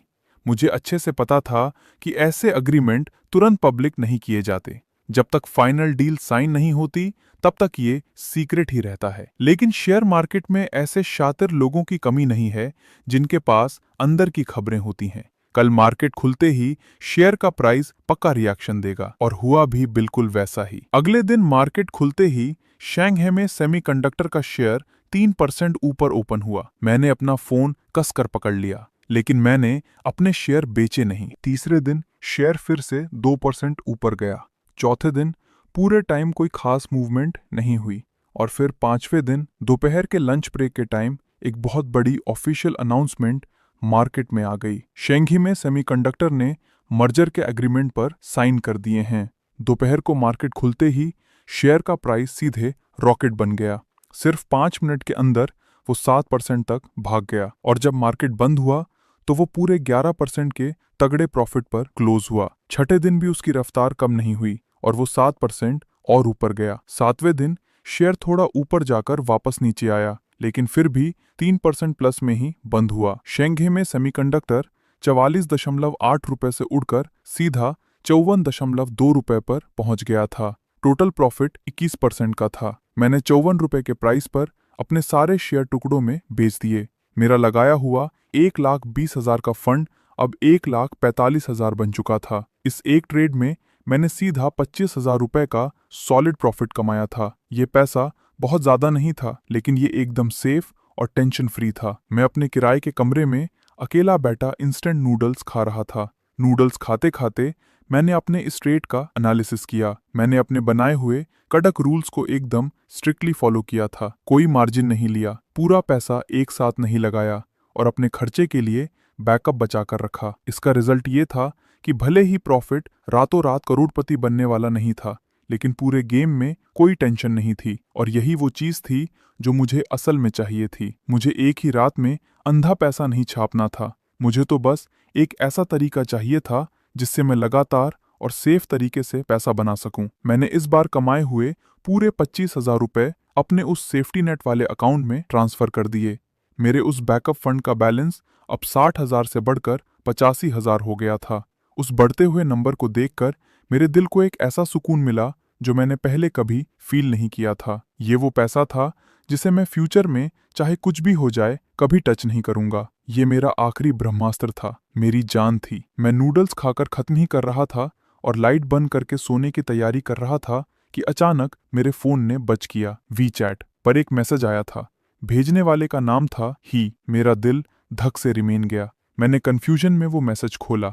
लिन शू, तुम वही वेटर हो ना जो रूम नंबर 308 में चाय डाल रहा था? टाइम है बात करने का। उस अकाउंट का प्रोफाइल पिक्चर एकदम पूरा ब्लैक था, जो बहुत ही मिस्टीरियस लग रहा था। इस मैसेज को घूरते हुए मेरी रीढ़ की हड्डी में एक ठंडी सिहरन दौड़ गई। मिस ही, ये वही जवान लड़की थी जिसने एक ही नजर में मुझे बातें सुनते हुए पकड़ लिया था। पर इसके पास मेरा नंबर कहाँ से आया? मैंने पूरी चैट हिस्ट्री छान मारी। मैं कंफर्म था कि मैंने कभी इस इंसान को ऐड नहीं किया था। मैंने स्क्रीन को थोड़ा ऊपर स्क्रॉल किया तो वहां एक सिस्टम नोटिफिकेशन था, ही ने आपको जीयू क्लब के एम्प्लॉय ग्रुप से ऐड किया है। तब जाकर मुझे याद आया, साला, केटीवी के उस 100 से ज्यादा लोगों वाले स्टाफ ग्रुप में हम सबकी डिटेल ओपन में पड़ी थी। मेरी उंगलियां स्क्रीन के ऊपर हवा में ही रुक गईं। मैं पूरे 1 मिनट तक सोचता रहा, रिप्लाई करूं या नहीं। अगर रिप्लाई किया तो मैं पूरी तरह से एक्सपोज हो जाऊंगा, लेकिन अगर रिप्लाई नहीं किया तो वो मिस ही मुझ पर और भी ज्यादा शक करेगी। मैंने अपने दांत पीसे, थोड़ी हिम्मत जुटाई और कुछ शब्द टाइप किए। जी मिस ही, बताइए क्या काम है? मैसेज सेंड होते ही सामने से 1 सेकंड में रिप्लाई आ गया। कल दोपहर 3 बजे फाइनेंस सेंटर के तीसरे फ्लोर वाले स्टारबक्स में आ जाना। मेरी तरफ से एक कॉफी पीते हैं। मैं उन शब्दों को घूरता रह गया और मेरे दिमाग में तूफान मच गया। एक बहुत ही अजीब सी फीलिंग मेरे अंदर उठने लगी। ये कोई इनविटेशन नहीं था, ये साला एक ऐसा ऑर्डर था जिसे मैं टाल नहीं सकता था। मेरे पास मना करने का कोई ऑप्शन ही नहीं था। उस रात मैं एक पल के लिए भी सो नहीं पाया। मैं बेड पर करवटें बदलता रिमेन। मेरे दिमाग में बस मिसी का वो मैसेज ही घूम रहा था। आखिर वो मुझे क्यों ढूंढ रही है? क्या उसने सच में कुछ पकड़ लिया है? अगर उसे शक हो गया है कि मैं इन्फॉर्मेशन चुराकर पैसा कमा रहा हूं, तो वो मेरे साथ क्या करेगी? पुलिस में कंप्लेन करेगी? ब्लैकमेल करेगी? या फिर एक बहुत ही डरावना ख्याल मेरे दिमाग में आया और मेरी पीठ एकदम से ठंडे पसीने से भीग गई। शायद ये मिसी भी मेरे जैसी ही है। शायद वो भी दूसरों के मन की आवाज सुन सकती है। नहीं, ऐसा बिल्कुल नहीं हो सकता। अगर किसी और के पास भी ये पावर होती तो ऐसा हो ही नहीं सकता कि मुझे आज तक पता न चलता। मैं जीयू क्लब में इतने लंबे टाइम से काम कर रहा हूँ, हजारों कस्टमर्स से मिल चुका हूँ, पर मुझे आज तक अपने जैसा कोई दूसरा नहीं मिला। तो फिर बस एक ही बात हो सकता है, उसका इंट्यूशन, छठी इंद्री। कुछ लोगों का सिक्स्थ सेंस बचपन से ही बहुत तगड़ा होता है। वो उन छोटी छोटी डिटेल्स को भी पकड़ लेते हैं जिन्हें नॉर्मल लोग इग्नोर कर देते हैं। मैंने एक लंबी गहरी सांस ली। मेरे मन में डिसीजन पक्का हो चुका था। कल मैं उससे मिलने जाऊंगा। मैं खुद से अपने पत्ते नहीं खोलूंगा, लेकिन मुझे कोई फालतू का नाटक करने की भी जरूरत नहीं है। मैं आधी सच और आधी झूठ बातों से उसके दिमाग का गेम समझने की कोशिश करूंगा। अगले दिन दोपहर 2:30 बजे मैं टाइम से पहले ही लुआ जियाजुई फाइनेंस सेंटर के तीसरे फ्लोर वाले स्टारबक्स में पहुंच गया। मैंने खिड़की के पास वाला एक कोना चुना, सबसे सस्ती ब्लैक कॉफी ऑर्डर की और चुपचाप बैठ गया। इस जगह से मैं दरवाजे से अंदर आने वाले हर एक इंसान को एकदम साफ देख सकता था। 2:58 पर मिसे एकदम फिक्स टाइम पर वहां आ गई। उसने डार्क ग्रे कलर का एक लेडी सूट पहना हुआ था। उसे देखकर ऐसा बिल्कुल नहीं लग रहा था कि वो कोई बिजनेस डील करने आई है, बल्कि वो ऐसे लग रही थी जैसे किसी डेट पर आई हो। उसकी नजरों ने पूरी दुकान का मुआयना किया और सीधा मेरे टेबल पर आकर लॉक हो गई। मेरे दिल की धड़कन तेज हो गई। मैंने तो उसे बताया ही नहीं था कि मैं कहाँ बैठा हूं, लेकिन फिर भी उसने सिर्फ 3 सेकंड में मुझे ढूंढ लिया। इसका सिर्फ एक ही मतलब था, वो बहुत पहले ही यहां आ चुकी थी। वो कहीं छुपकर बहुत देर से मुझे नोटिस कर रही थी। उसने मुझे अंदर आते और बैठते हुए देखा और उसके बाद ही वो मेरे सामने आई। मिसेस सीधा मेरी तरफ आई और मेरे सामने बैठ गई। उसने बड़े कैजुअल तरीके से हाथ हिलाया और वेटर तुरंत भागता हुआ आ गया। एक हॉट लाटे, थैंक यू। उसके चेहरे पर एक स्माइल थी और उसकी आवाज इतनी रिलैक्स थी जैसे वो अपनी किसी सहेली से बात कर रही हो। फिर वो मेरी तरफ घूमी और बहुत ही प्रोफेशनल तरीके से अपना हाथ आगे बढ़ाया। चलो फॉर्मल तरीके से मिलते हैं, मेरा नाम है सियाओ है। मैंने उसका हाथ पकड़ा। उसकी पकड़ एकदम सूखी और बहुत मजबूत थी। हे सियाओ के होंठों पर एक हल्की सी स्माइल आई। तुम्हारा नाम मैंने स्टाफ वाले ग्रुप में देखा था। मैं एकदम चुप रहा। मैंने उसकी बात का कोई जवाब नहीं दिया। हे सियाओ बड़े आराम से अपनी कुर्सी पर पीछे की तरफ टिक गई। उसकी तेज नजरें सीधा मेरे चेहरे पर गड़ी थीं, जैसे वो मुझे स्कैन कर रही हूं। तुम इतना टेंशन मत लो, उसने कहना शुरू किया। मैं तो बस तुमसे ऐसे ही बात करना चाहती थी।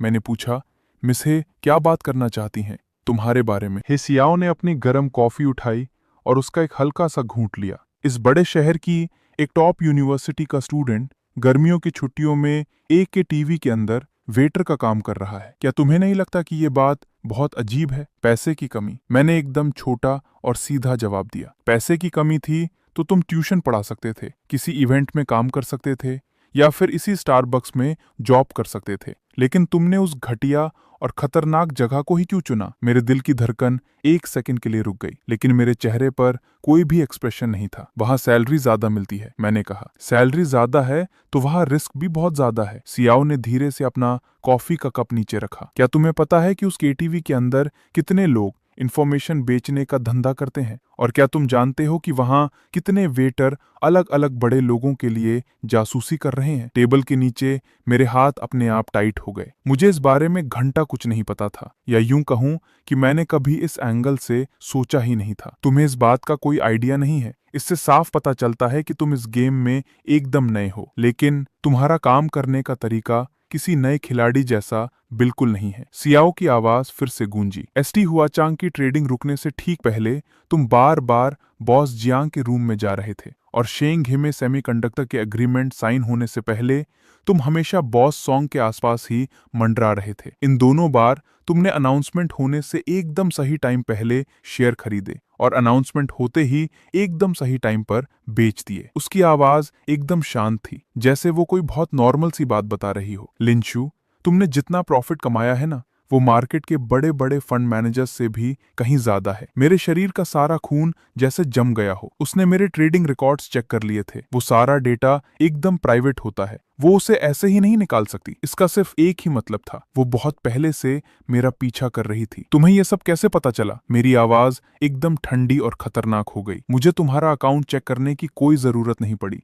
मैंने बस तुम्हारी हरकतों पर नजर रखी और मुझे सब समझ आ गया। वो थोड़ा आगे की तरफ झुकी और अपनी आवाज भारी करते हुए बोली, लिंशु, तुम उसके टीवी में ऐसा करने वाले पहले इंसान नहीं हो, लेकिन तुम इस गेम को सबसे बेहतरीन तरीके से खेलने वाले इकलौते इंसान जरूर हो। मैं एकदम चुप हो गया। मेरा दिमाग सुपर कंप्यूटर की तरह तेजी से भाग रहा था। मैं इससे बचने का रास्ता ढूंढ रहा था। हिसियाओ ने मेरा सीक्रेट पकड़ लिया था। कम से कम उसका एक हिस्सा तो उसे पता चल ही गया था। उसे ये नहीं पता था कि मैं लोगों का दिमाग पढ़ सेड्यूसेस हूँ, लेकिन वो ये जान गई थी कि मैं अंदर की खबरों से पैसा छाप रहा हूँ। अब मेरे साथ क्या होने वाला था? क्या वो मुझे ब्लैकमेल करेगी, पुलिस में जाएगी, या फिर कोई पार्टनरशिप करेगी? तुम्हें आखिर चाहिए क्या? मैंने बिना घुमाए फिराए सीधा पॉइंट पर आते हुए पूछा। हिसियाओ ने मुझे घूर कर देखा। उसकी आंखों में एक तारीफ वाली चमक आ गई। मुझे तुम्हारे जैसे सीधे बात करने वाले लोग ही पसंद हैं, उसने बिना डरे कहा। मुझे तुम्हारी मदद चाहिए। मैं तुम्हारी क्या मदद कर सकता हूँ? तुम्हें मेरे लिए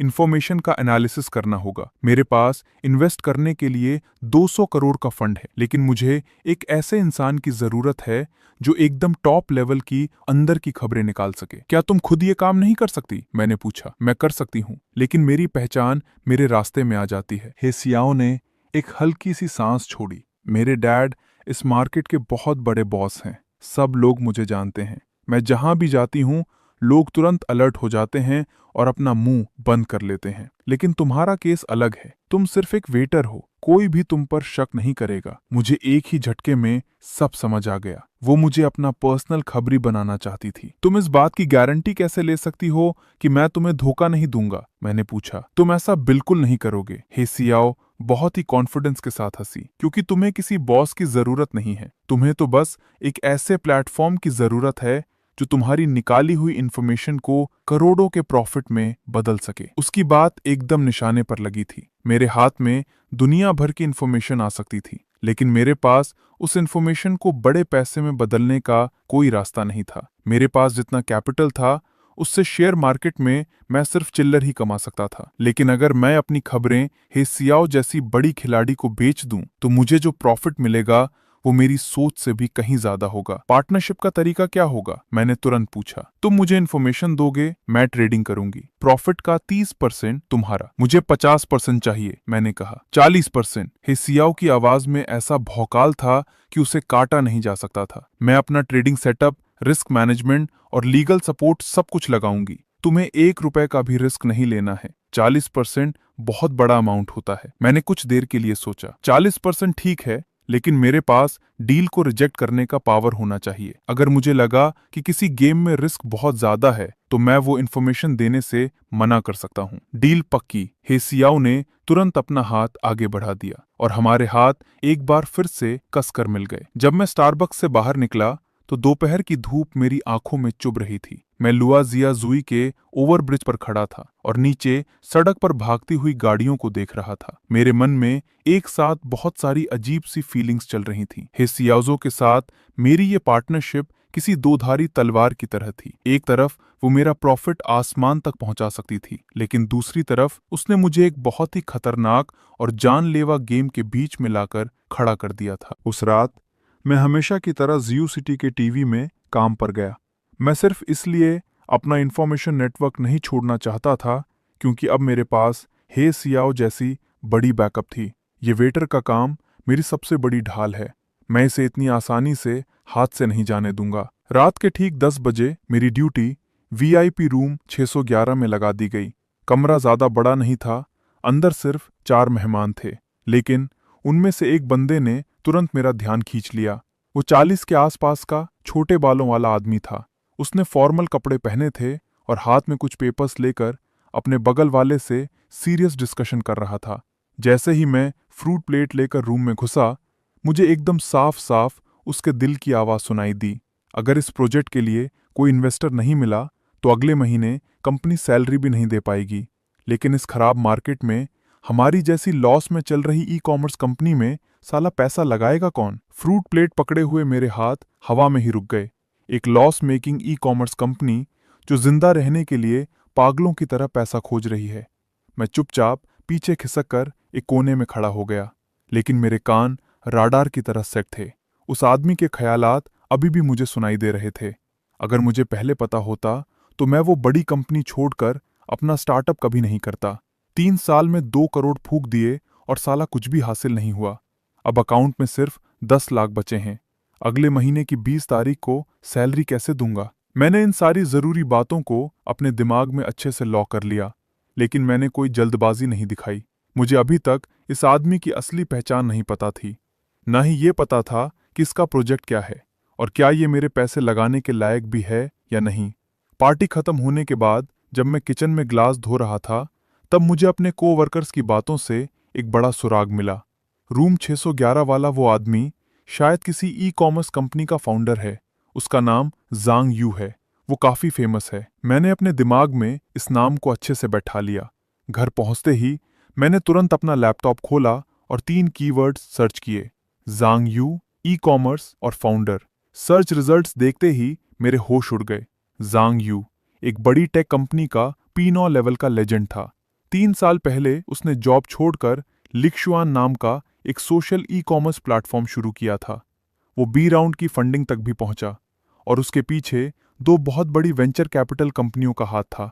अपने पीक टाइम पर उसकी कंपनी की वैल्यूएशन पूरे 500 मिलियन थी, लेकिन पिछले 1 साल से ये कंपनी मार्केट से एकदम गायब हो गई थी। कोई खबर नहीं। मैंने फिर लिक्शुआन की फंडिंग के बारे में सर्च किया। पता चला कि उनकी आखिरी फंडिंग 1 साल पहले हुई थी। उसके बाद से सन्नाटा है।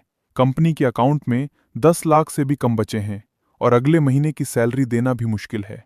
ये सारे सबूत चीख चीख कर कह रहे थे कि कंपनी अब बर्बादी की कगार पर खड़ी है। लेकिन मेरी छठी इंद्री मुझे बता रही थी कि ये कोई खतरा नहीं, बल्कि जिंदगी बदल देने वाला एक जैकपॉट मौका है। मैंने बिना 1 सेकंड बर्बाद किए अपना फोन उठाया और हे सियाओ को एक मैसेज ठोक दिया। एक प्रोजेक्ट है जिस पर ध्यान देना चाहिए। सोशल ई-कॉमर्स कंपनी लिक्शुआन, फाउंडर जांग यू है। कंपनी का पैसा खत्म होने वाला है। अगर हम अभी एंट्री मारें तो इसकी वैल्यूएशन को एकदम नीचे तक गिरा सकते हैं। हे सियाओ का रिप्लाई गोली की स्पीड से आया। तुम्हें ये कैसे पता चला? आज रात वीआईपी रूम में सुना था। खुद फाउंडर रो रहा था इस बारे में। मुझे इसकी सही वैल्यूएशन नहीं पता, लेकिन बार्गेनिंग का पूरा चांस है। ठीक है, मैं अभी इसकी पूरी कुंडली निकालती हूँ। 3 दिन बाद हे सियाओ ने मुझे एक जापानीज रेस्टोरेंट में मिलने बुलाया। वो 10 मिनट पहले ही पहुंच चुकी थी और उसके सामने पेपर्स का एक मोटा बंडल रखा था। लिशुआन, मैंने इसके बारे में सब पता कर लिया है। उसने वो पेपर्स मेरी तरफ खिसका दिए। इस कंपनी की पीक वैल्यूएशन 500 मिलियन थी और महीने का सेल 30 मिलियन था। लेकिन पिछले 1 साल में इनकी परफॉर्मेंस औंधे मुंह गिरी है। अब महीने का सेल सिर्फ 5 मिलियन रह गया है। भारी नुकसान में चल रही है। तो तुम्हें क्या लगता है, क्या इसमें पैसा लगाना सही रहेगा? मैंने पूछा। सियाओ ने एक पेज पलटा और एक डेटा पर उंगली रखते हुए बोली, इनके यूजर्स कंपनी को छोड़कर नहीं जा रहे, जो कि अच्छी बात है। असली दिक्कत यह है कि नए कस्टमर्स लाने का खर्चा बहुत ज़्यादा हो गया है। अगर हम इनके ट्रैफिक की प्रॉब्लम सॉल्व कर दें तो ये कंपनी फिर से जिंदा हो सकती है। उसने फाइल बंद की और अपनी तेज आंखों से मेरी तरफ देखते हुए कहा, मैं जांग्यू से मिलने जा रही हूं। अगर उसने 50 मिलियन से कम की वैल्यूएशन पर डील पक्की कर ली तो मैं इन्वेस्ट कर दूंगी। मैंने पूरे कॉन्फिडेंस के साथ सिर हिलाया। जब तुम इन्वेस्ट करो तो मुझे भी साथ रख लेना। तुम भी दाम लगाना चाहते हो? सियाओ ने हैरानी से अपनी भौहें उठाईं। कितना फंड है तुम्हारे पास? मेरे पास सिर्फ 3 लाख हैं। वीसी की दुनिया में 3 लाख कोई बड़ी रकम नहीं है। लेकिन अगर तुम सच में पैसा लगाना चाहते हो तो मैं तुम्हारे लिए एक एसपीवी बना दूंगी, ताकि तुम्हारा हिस्सा भी सिक्योर रहे। ठीक है, मैंने हामी भर दी।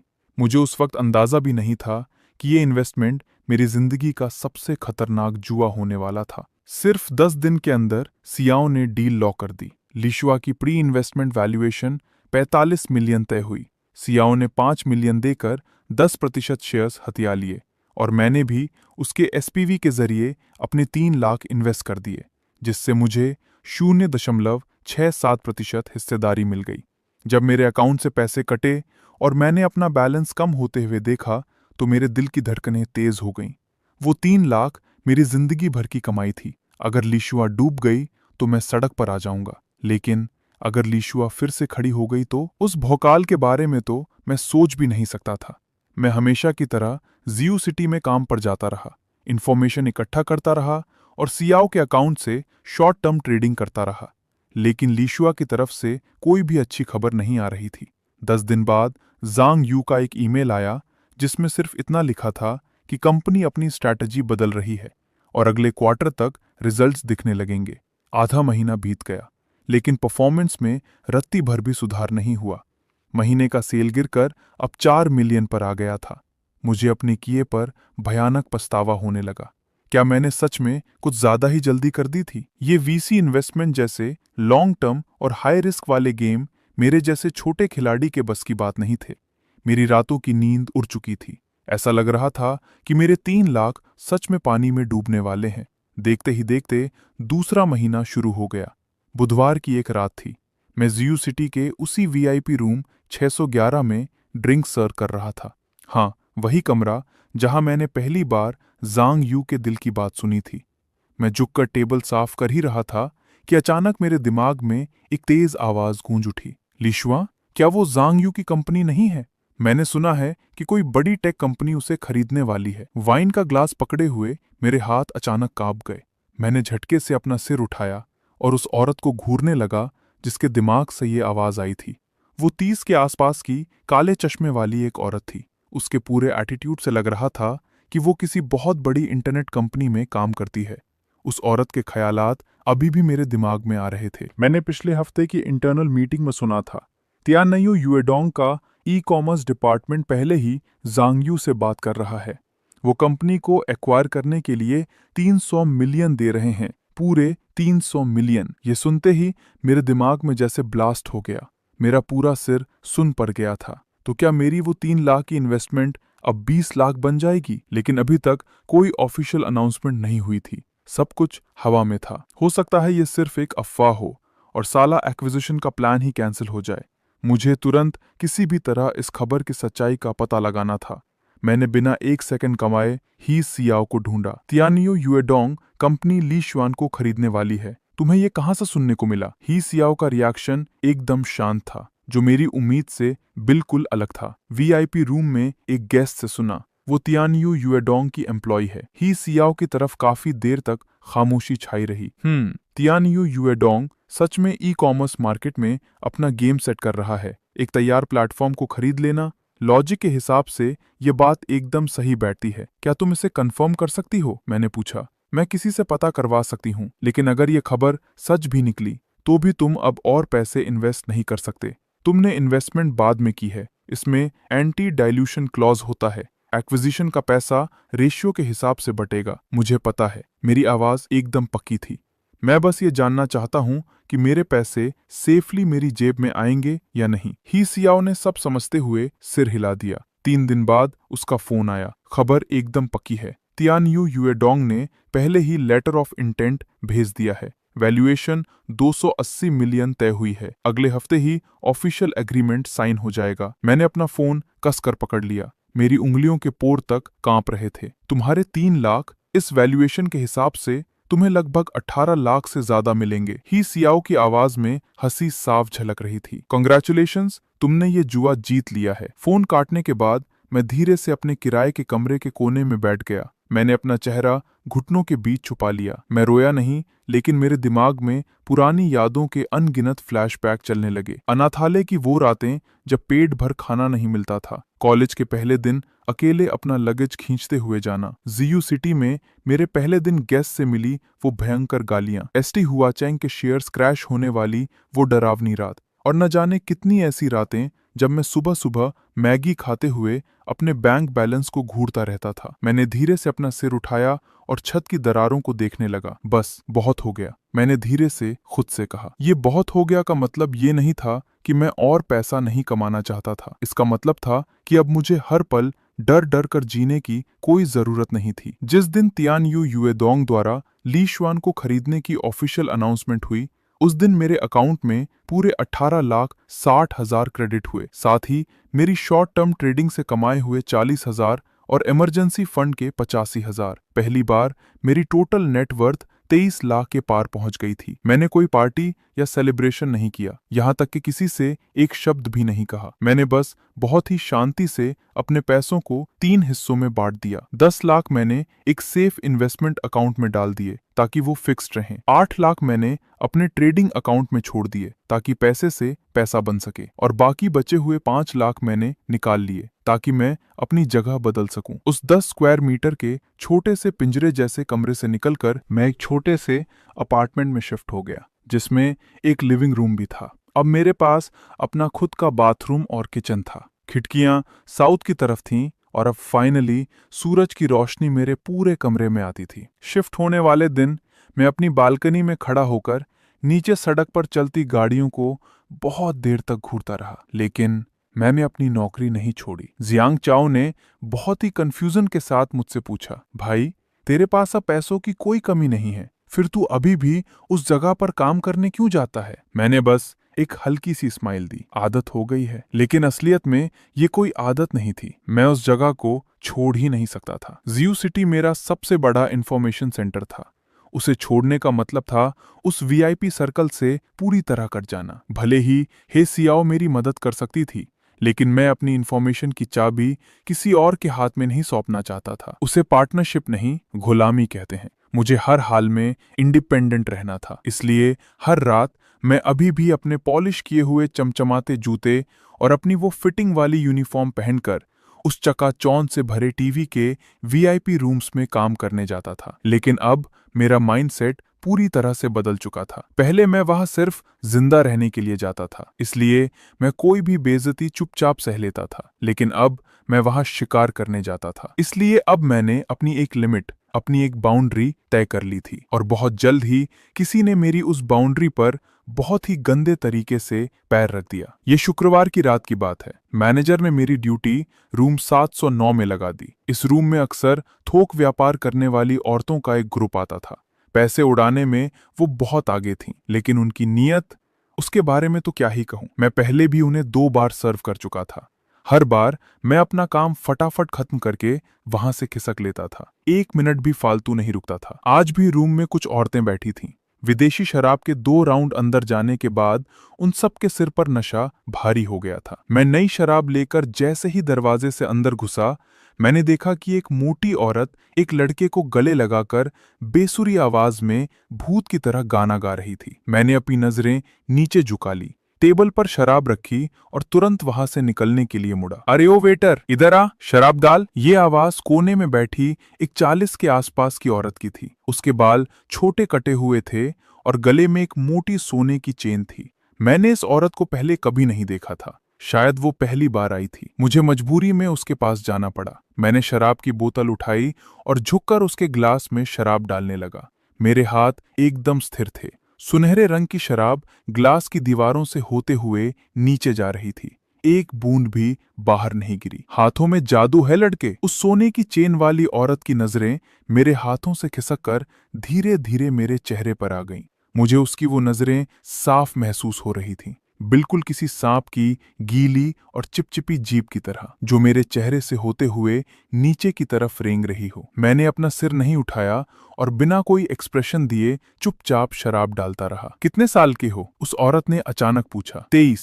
मैंने ऐसे ही कोई भी उम्र बोल दी। 23? क्या उम्र है? सोने की चेन वाली औरत ने एक अजीब सी हंसी हंसी। और ये बॉडी? उसने अपनी बात पूरी नहीं की, लेकिन उसके दिल की आवाज ने सब कुछ खोल कर रख दिया था। ये पतली कमर, ये चेस्ट मसल्स, इसकी यूनिफॉर्म भी इसे नहीं छुपा पा रही है। आज रात तो इसे हर हाल में बेड पर ले जाना है। बोतल पकड़े हुए मेरी उंगलियां अचानक से टाइट हो गईं। मैंने शराब की बोतल नीचे रखी और सीधा खड़ा हो गया। मेरी आवाज में एकदम बर्फ जैसी ठंडक थी। मैडम, आपकी शराब डाल दी है। ये बोलकर मैं तुरंत मुड़ा और वहां से जाने लगा। अरे रुक जा! जाहो सिस्टर, ये मिस्टर लिन मेरे आदमी हैं। उसकी टोन एकदम शांत थी, जैसे वो कोई बहुत नॉर्मल सी बात बता रही हो। लेकिन उसके इतना बोलते ही उस पूरे वीआईपी रूम की हवा जैसे एक झटके में जम गई। एकदम सन्नाटा छा गया। जो का मुंह खुला का खुला रह गया। उसके गले से एक भी शब्द नहीं निकल पा रहा था। मिस ही, मुझे नहीं पता था। मुझे सच में नहीं पता था कि ये आपके आदमी हैं। तुम तो बस क्या? सियाओ ने अपना सिर हल्का सा टेढ़ा किया। तुम तो बस शराब के नशे में अपनी घटिया हरकतों पर कंट्रोल नहीं कर पाई, राइट? जहाओ का चेहरा शर्म और डर के मारे एकदम लाल हो गया। नहीं नहीं नहीं मिस ही, मैं तो बस एक मजाक कर रही थी। मजाक? मिसेस जो, तुम 40 के पार हो चुकी हो। इस बिजनेस की दुनिया में इतने सालों से धक्के खा रही हो और तुम्हें अभी तक इतना भी समझ नहीं आया कि कौन सा मजाक किया जा सकता है और कौन सा नहीं। वो एक कदम आगे बढ़ी और अब वो झो से सिर्फ एक हाथ की दूरी पर खड़ी थी। मिस्टर लिन मेरे खास दोस्त हैं। तुम्हारा वो घटिया हाथ अगर एक सेकंड के लिए भी और उन पर टिका रहता तो मैं यहाँ खड़ी होकर तुमसे इतने प्यार से बात नहीं कर रही होती। उसकी आवाज अभी भी शांत थी, लेकिन उसका एक एक शब्द किसी धारदार चाकू की तरह चुभ रहा था। जाओ के माथे पर डर के मारे ठंडे पसीने की बूंदें छलक आईं। मिस ही, मुझे माफ कर दीजिए। सच में मेरी बहुत बड़ी गलती हो गई। मिस्टर लिन, मुझे माफ कर दीजिए, मैंने बहुत बड़ी गलती कर दी। वो तुरंत मेरी तरफ मुड़ी और कुत्तों की तरह झुक कर माफी मांगने लगी। मैं बस एकदम ठंडी नजरों से उसे घूरता रहा। ये वही औरत थी जो कुछ मिनटों पहले खुद को सबसे ऊपर समझ रही थी, जो मुझे अपनी गंदी नजरों से घूर रही थी। और अब ये साला अपनी पूंछ दबाए हुए किसी डरपोक कुत्ते की तरह मेरे सामने गिड़गिड़ा रही थी। मुझे अचानक बहुत हंसी आने लगी। मुझे ही सियाओ पर हंसी नहीं आ रही थी, बल्कि मुझे इस पूरी मतलबी दुनिया और इस नाम पैसे के खेल पर हंसी आ रही थी। साला क्या गेम है? इस वीआईपी सर्कल में सिर्फ पावर और पैसा ही सब कुछ है। अगर तुम्हारे पास पैसा और पावर है तो तुम सबसे बड़े बॉस हो, और अगर तुम्हारे पास पैसा नहीं है, तुम्हारी कोई औकात नहीं है, तो तुम सबके सामने सिर्फ एक कीड़े हो। कुछ देर पहले तक ये झो मुझे गलत तरीके से छूने की हिम्मत कर रही थी। क्यों? क्योंकि उसे लग रहा था कि मैं तो बस एक मामूली सा वेटर हूँ, एक गरीब और लाचार इंसान जिसे वो जैसे चाहे यूज कर सकती है। लेकिन जैसे ही उसे पता चला कि मेरे पीछे ही सियाओ जैसी खतरनाक पावर खड़ी है जिससे वो पंगा नहीं ले सकती, तो उसका सारा गुरूर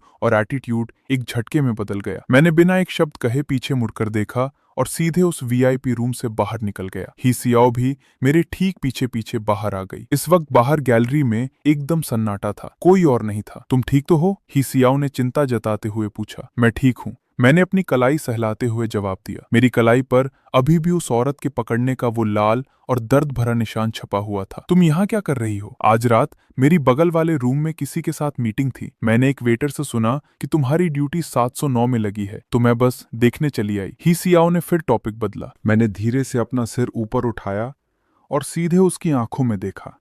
गैलरी की उस धुंधली सी लाइट में उसका आधा चेहरा अंधेरे में छिपा हुआ था और आधे पर रोशनी पड़ रही थी। थैंक्स, मैंने बहुत धीमी आवाज में कहा। सियाओ ने बिना किसी परवाह के अपना हाथ हिलाया।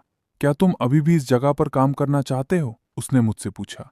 मैंने बस हल्के से कहकर सिर हिला दिया। क्या तुमने कभी सोचा है कि ये वेटर वाली पहचान बहुत जल्द तुम्हारे लिए एक बड़ी रुकावट बन जाएगी? मैं कुछ देर के लिए एकदम शांत हो गया। मुझे पता है, मैंने धीमी आवाज में जवाब दिया, लेकिन मैं अभी ये जगह नहीं छोड़ सकता। सियाओ ने मुझे कुछ पल तक घूर कर देखा और फिर अपना सिर हिलाते हुए बोली, ठीक है, लेकिन एक बात याद रखना, अगर दोबारा कभी ऐसी कोई नौबत आई तो सबसे पहले मुझे फोन करोगे, चाहे कितनी भी रात क्यों ना हो। इतना कहते ही उसने अपनी पॉकेट से एक विजिटिंग कार्ड निकाला और मेरी तरफ बढ़ा दिया। वो कार्ड एकदम सिंपल था, उस पर सिर्फ 3 शब्द और एक फोन नंबर लिखा हुआ था। मैंने वो कार्ड लिया और चुपचाप अपनी यूनिफॉर्म की पॉकेट में डाल लिया। सियाओ मुड़कर बस 2 कदम ही चली थी कि वो अचानक रुकी और पीछे पलटी। अरे हाँ, ली शुआन वाला वो पैसा अकाउंट में आ गया क्या? अब इतने पैसों का क्या करने पर वाले हो? अभी तक कुछ सोचा नहीं है, मैंने जवाब दिया। सियाओ के होठों पर एक हल्की सी स्माइल आ गई। नेक्स्ट टाइम जब भी पैसा छापने का कोई नया मौका मिलेगा, मैं तुम्हें बता दूंगी। इतना बोलकर वो पलटी और वहां से चली गई। मैं उस ठंडी दीवार के सहारे टिक कर खड़ा था। मैंने अपॉन पॉकेट से वो कार्ड दोबारा निकाला और उसे 2-3 बार ध्यान से देखा। फिर मैंने उसे वापस पॉकेट में रखा, खुद को सीधा किया और मुड़कर सीधे किचन के अंदर चला गया। किचन की उन तेज और चुभने वाली लाइट्स के बीच हवा में डिशवॉशर और फिनाइल की वो तेज और अजीब सी महक घुली हुई थी। मैं चुपचाप सिंक के पास गया। मैंने नल खोला और अपने दोनों हाथ धोने लगा। वो ठंडा पानी मेरे हाथों से होकर बह रहा था, लेकिन मेरी कलाई पर बना वो लाल निशान अभी भी किसी आग की तरह जल रहा था। मैंने अपना सिर उठाया और शीशे में अपने आप को देखा। मेरे शरीर पर वही ब्लैक एंड व्हाइट यूनिफॉर्म थी, मेरे बाल एकदम परफेक्ट सेट थे और मेरे चेहरे पर वही वेटर वाली एक फेक स्माइल थी। लेकिन मेरी उन आंखों में अब कुछ ऐसा था जो पूरी तरह से बदल चुका था। पहले मेरी उन आंखों में हमेशा एक डर रहता था, हर कदम फूंक फूंक कर रखने की घबराहट और अंधेरे में छुपकर गेम खेलने की चालाकी दिखाई देती थी। लेकिन आज मेरी आंखों में एक नई चीज जुड़ चुकी थी, और वो चीज थी एक बेखौफ भौकाल। मैंने नल बंद किया और अपने हाथ पोंछे। मैंने एकदम रिलैक्स होकर अपनी यूनिफॉर्म सेट की।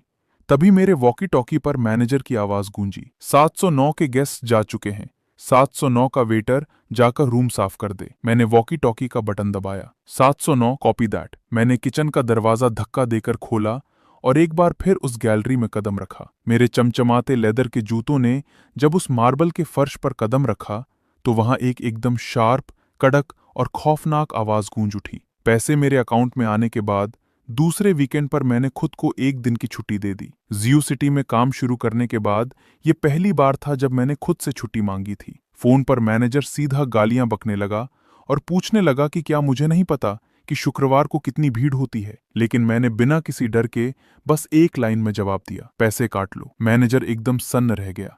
उसने अपनी जिंदगी में इतना सीधा और बेखौफ एम्प्लॉय नहीं देखा था। मैंने फोन काटा और अपना चेहरा अपने 400 रुपए के लेटेक्स पिलो में छुपा लिया। पहले मुझे रिफ्लेक्टेड था कि एक तकिए के लिए 400 रुपए फूकना पागलपन है, लेकिन अब मुझे लग रहा था कि एक अच्छी नींद के लिए ये पैसा कुछ भी नहीं है। मैं आराम से सुबह के 10 बजे तक सोता रहा। मैंने पर्दे हटाए और धूप तुरंत मेरे पूरे कमरे में फैल गई। तुम समझ सकते हो, पहले मैं जिस छोटे से पिंजरे जैसे कमरे में रहता था, वहां पूरे साल कभी रोशनी नहीं आती थी। उन 2 सालों में मेरा रंग एकदम सफेद हो गया था। इसलिए नहीं कि मैं कोई स्किन केयर कर रहा था, बल्कि इसलिए क्योंकि मैंने साला सूरज ही नहीं देखा था। लेकिन अब मैं फाइनली धूप में खड़ा होकर नीचे सड़क पर कुत्ते घुमाते और नॉर्मल जिंदगी जीते हुए लोगों को देख सकता था।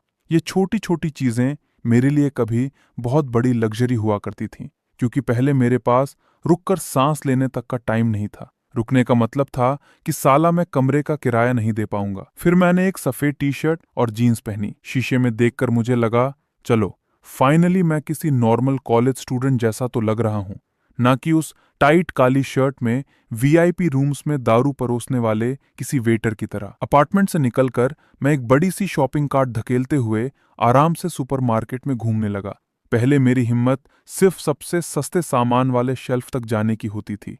मैगी या डिस्काउंट वाले स्नैक्स, मेरी कार्ट कभी फुल नहीं हुई थी। लेकिन आज मैंने एक असली बीफ स्टेक उठाया, उसके साथ झींगा और चिकन विंग्स भी रख लिए, और ये सब करते हुए मेरी आंख तक नहीं झपकी। फ्रूट सेक्शन से गुजरते हुए मेरी नज़र 98 रुपए किलो वाली इंपोर्टेड चेरी पर पड़ी। पहले तो मैं उस तरफ देखने की हिम्मत भी इन्वॉल्व भी नहीं करता था, लेकिन अगले ही पल मैंने सीधे 2 डिब्बे उठाकर अपनी कार्ट में डाल लिए और साथ में स्ट्रॉबेरी और ब्लूबेरी भी रख ली। यहाँ तक कि वो चिप्स के पैकेट जो पहले मुझे बहुत महंगे लगते थे, आज मैंने बिना उनका रेट देखे ही कई सारे पैकेट कार्ट में डाल लिए। उस फुल भरी हुई कार्ट को बिलिंग काउंटर तक ले जाते हुए मुझे एक पल के लिए यकीन नहीं हुआ।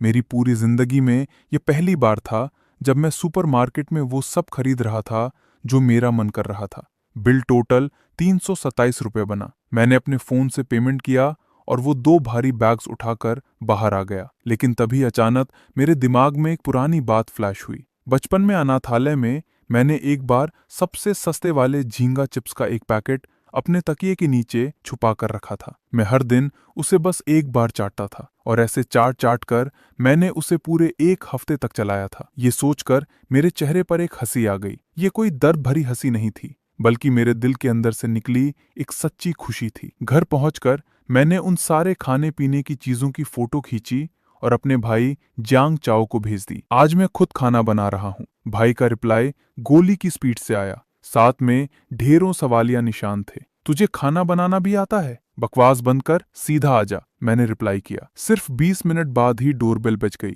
जियांग चाओ ने जैसे ही अंदर कदम रखा, उसका मुंह इतना खुल गया कि उसमें पूरा का पूरा अंडा घुस जाए। भाई, तूने घर बदल लिया? साला, इसका किराया तो 3500 है। भाई की आवाज एकदम तेज हो गई थी। तू तो कहता था कि तू एकदम कंगाल है, क्या तेरी कोई लॉटरी लग गई है? मैंने बस हल्की सी स्माइल दी और आराम से कहा, कुछ ऐसा ही समझ ले। लेकिन वो कमीना कहाँ मानने वाला था। वो मेरे पीछे पीछे किचन तक आ गया और मुझसे पूरी बात उगलवाने पर अड़ गया। तब जाकर मैंने उसे बताया कि एक दोस्त के साथ मिलकर मैंने एक प्रोजेक्ट में पैसा लगाया था और थोड़ा बहुत प्रॉफिट कमा लिया है। थोड़ा बहुत मतलब कितना? कुछ लाख के आसपास। जैसे ही मैंने ये बोला, जियांग चाओ की आंखें फटी की फटी रह गईं। वो जोर से चिल्लाया, कुछ लाख? मैं एकदम चिल था। मैंने उसे सब्जियां धोने में मदद करने के लिए बुला लिया। इसके बाद मैंने अपना एप्रन बांधा और एकदम परफेक्शन के साथ खाना पकाने लगा। अनाथालय में पले बड़े बच्चों के लिए खाना बनाना कोई बड़ी बात नहीं है, ये तो बेसिक काम है।